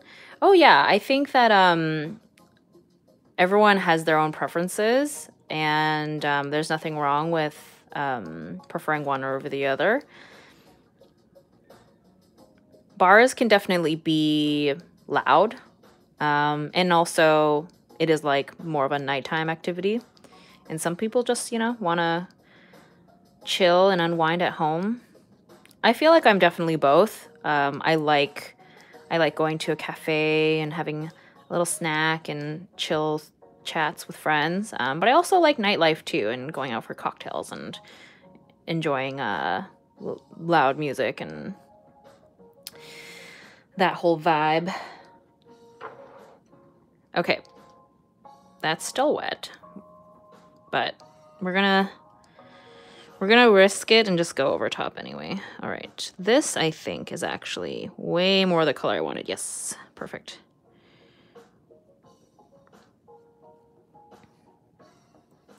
Excellent. Oh, sorry if we're not on screen here. There you go. How to keep the paper clean when you paint with gouache, because I always stain the paper with all kind of color. Don't let me start with watercolor. I don't know. I guess I'm just very careful.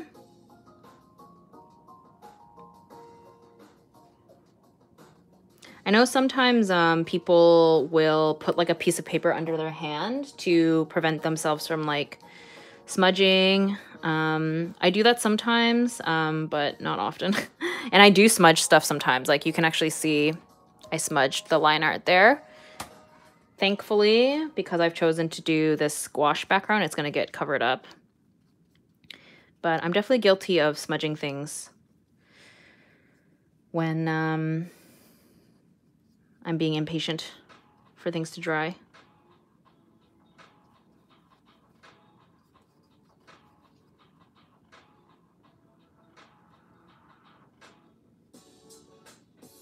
I'll probably have to do the line art again because I'm like covering it up slightly with the gouache, but I will do that later.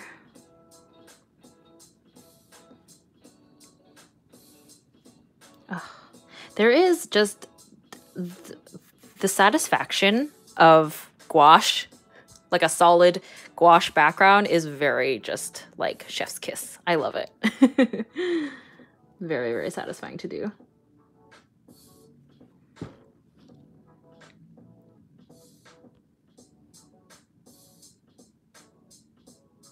I go early, make friends with the bartender, and find a special corner. That's awesome. I love that.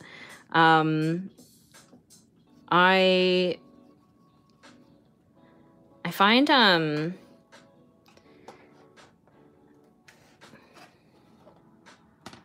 really admire people who are good at like just striking easy conversation with like, yeah, like the bartender and things like that. I think I'm like decent at it, but I really do have to be in the right mood, I think, for it.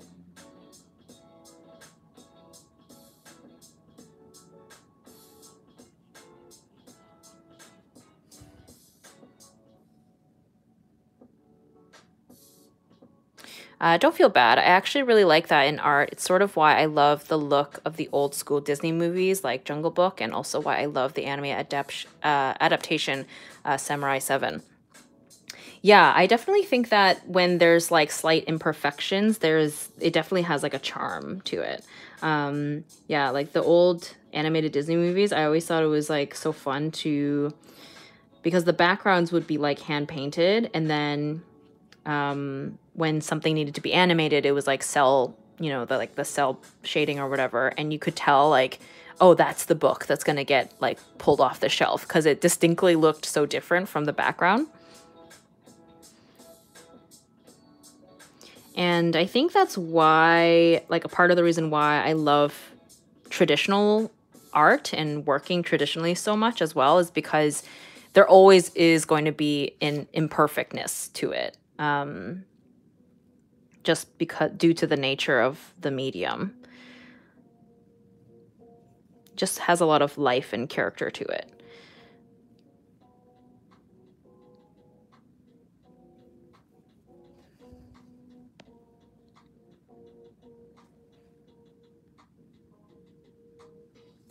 Also, now that we're live, you can see that in my natural habitat, I turn the page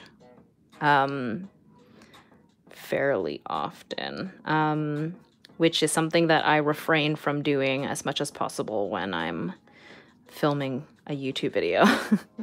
Because it's so jarring to watch when the page is like turning a lot in like in a sped up time lapse. But if it's real time, it's not as bad. I also I try not to turn the page too much in live streams too, but because it's in real time, it's not quite as bad, I think. I hope. Whoa. That did I not mean to do that. Okay. It's okay. There we go.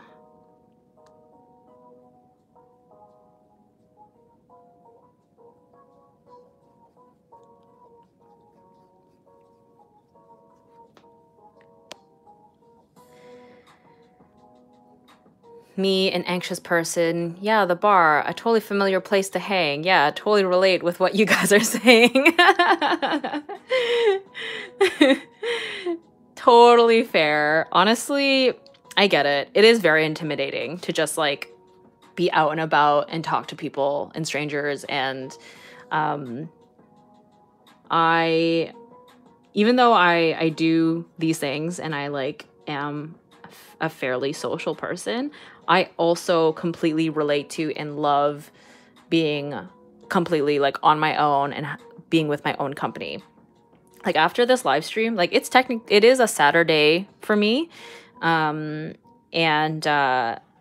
while most people, you know, would be out and about doing things with their Saturday, I was like, you know what? I did a lot of socializing yesterday. I'm just going to do this live stream and then after the fact, just chill on my own and watch some anime, probably. Maybe some Going 17 or BTS Run, and just completely enjoy my own company on my own. And I'm going to have a great time.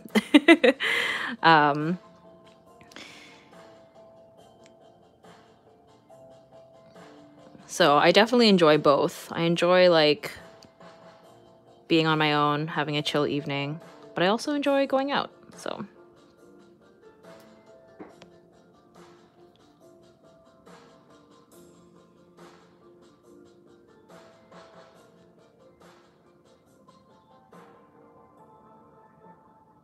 do you have any other hobbies other than art?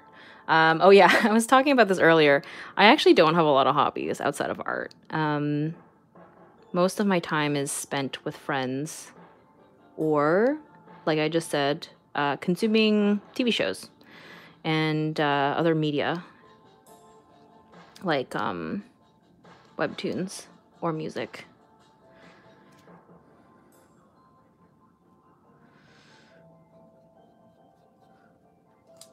All right.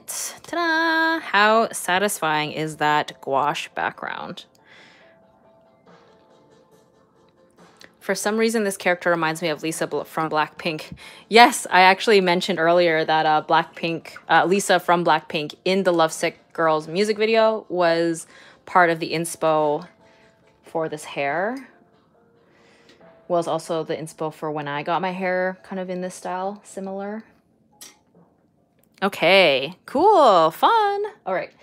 We're gonna wind down now. I'm like pretty much done for the most part in terms of the stream. I think after this, I'm going to use one of your suggestions. I'm gonna make the table like a marble print or pattern, and then clean up some of this line art, and then she'll be pretty much done.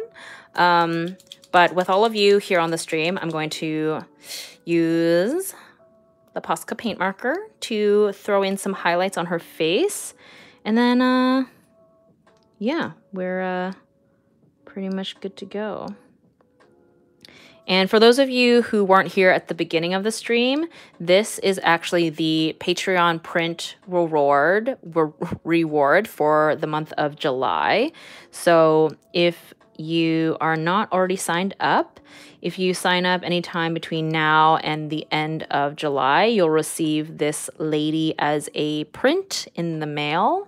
And if you sign up for the top tier, you will also get this print with this sticker design as well, this one here, which I think is a pretty fun combo.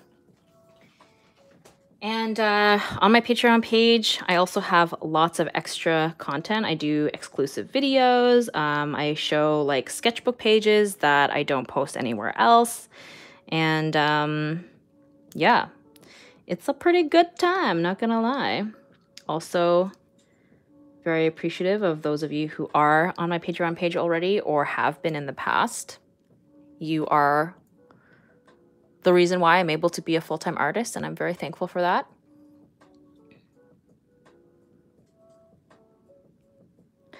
I do have something real quick, so I don't get back in time then. Thanks for the stream, and I hope the rest of your day is nice. It was a lovely time. Thanks so much for joining. I hope that you have a lovely day or evening as well. How much is that one to get those? So my print tier is $10, $10 USD, and then my print and sticker tier is 14 USD, and that is including shipping. So you can be anywhere in the world, and that's going to be the cost. So even if you're super, super far from Canada, I can still ship it out to you.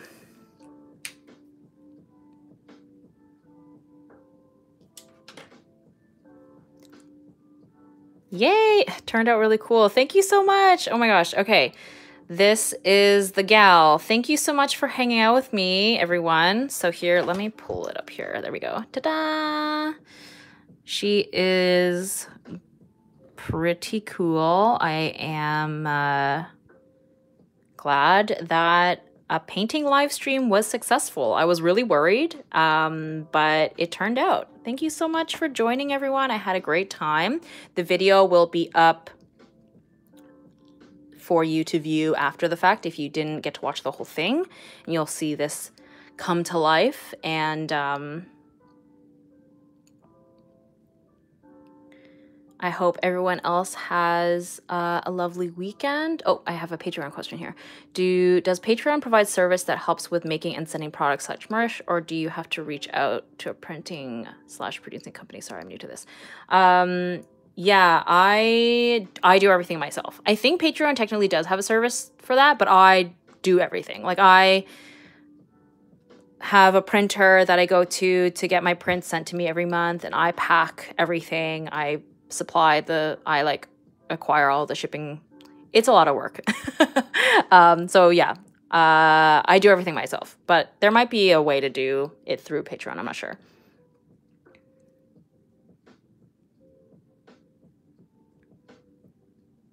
Not gonna lie, I get a little bit Cruella vibes. I mean, that's true. The two-tone hair and the red.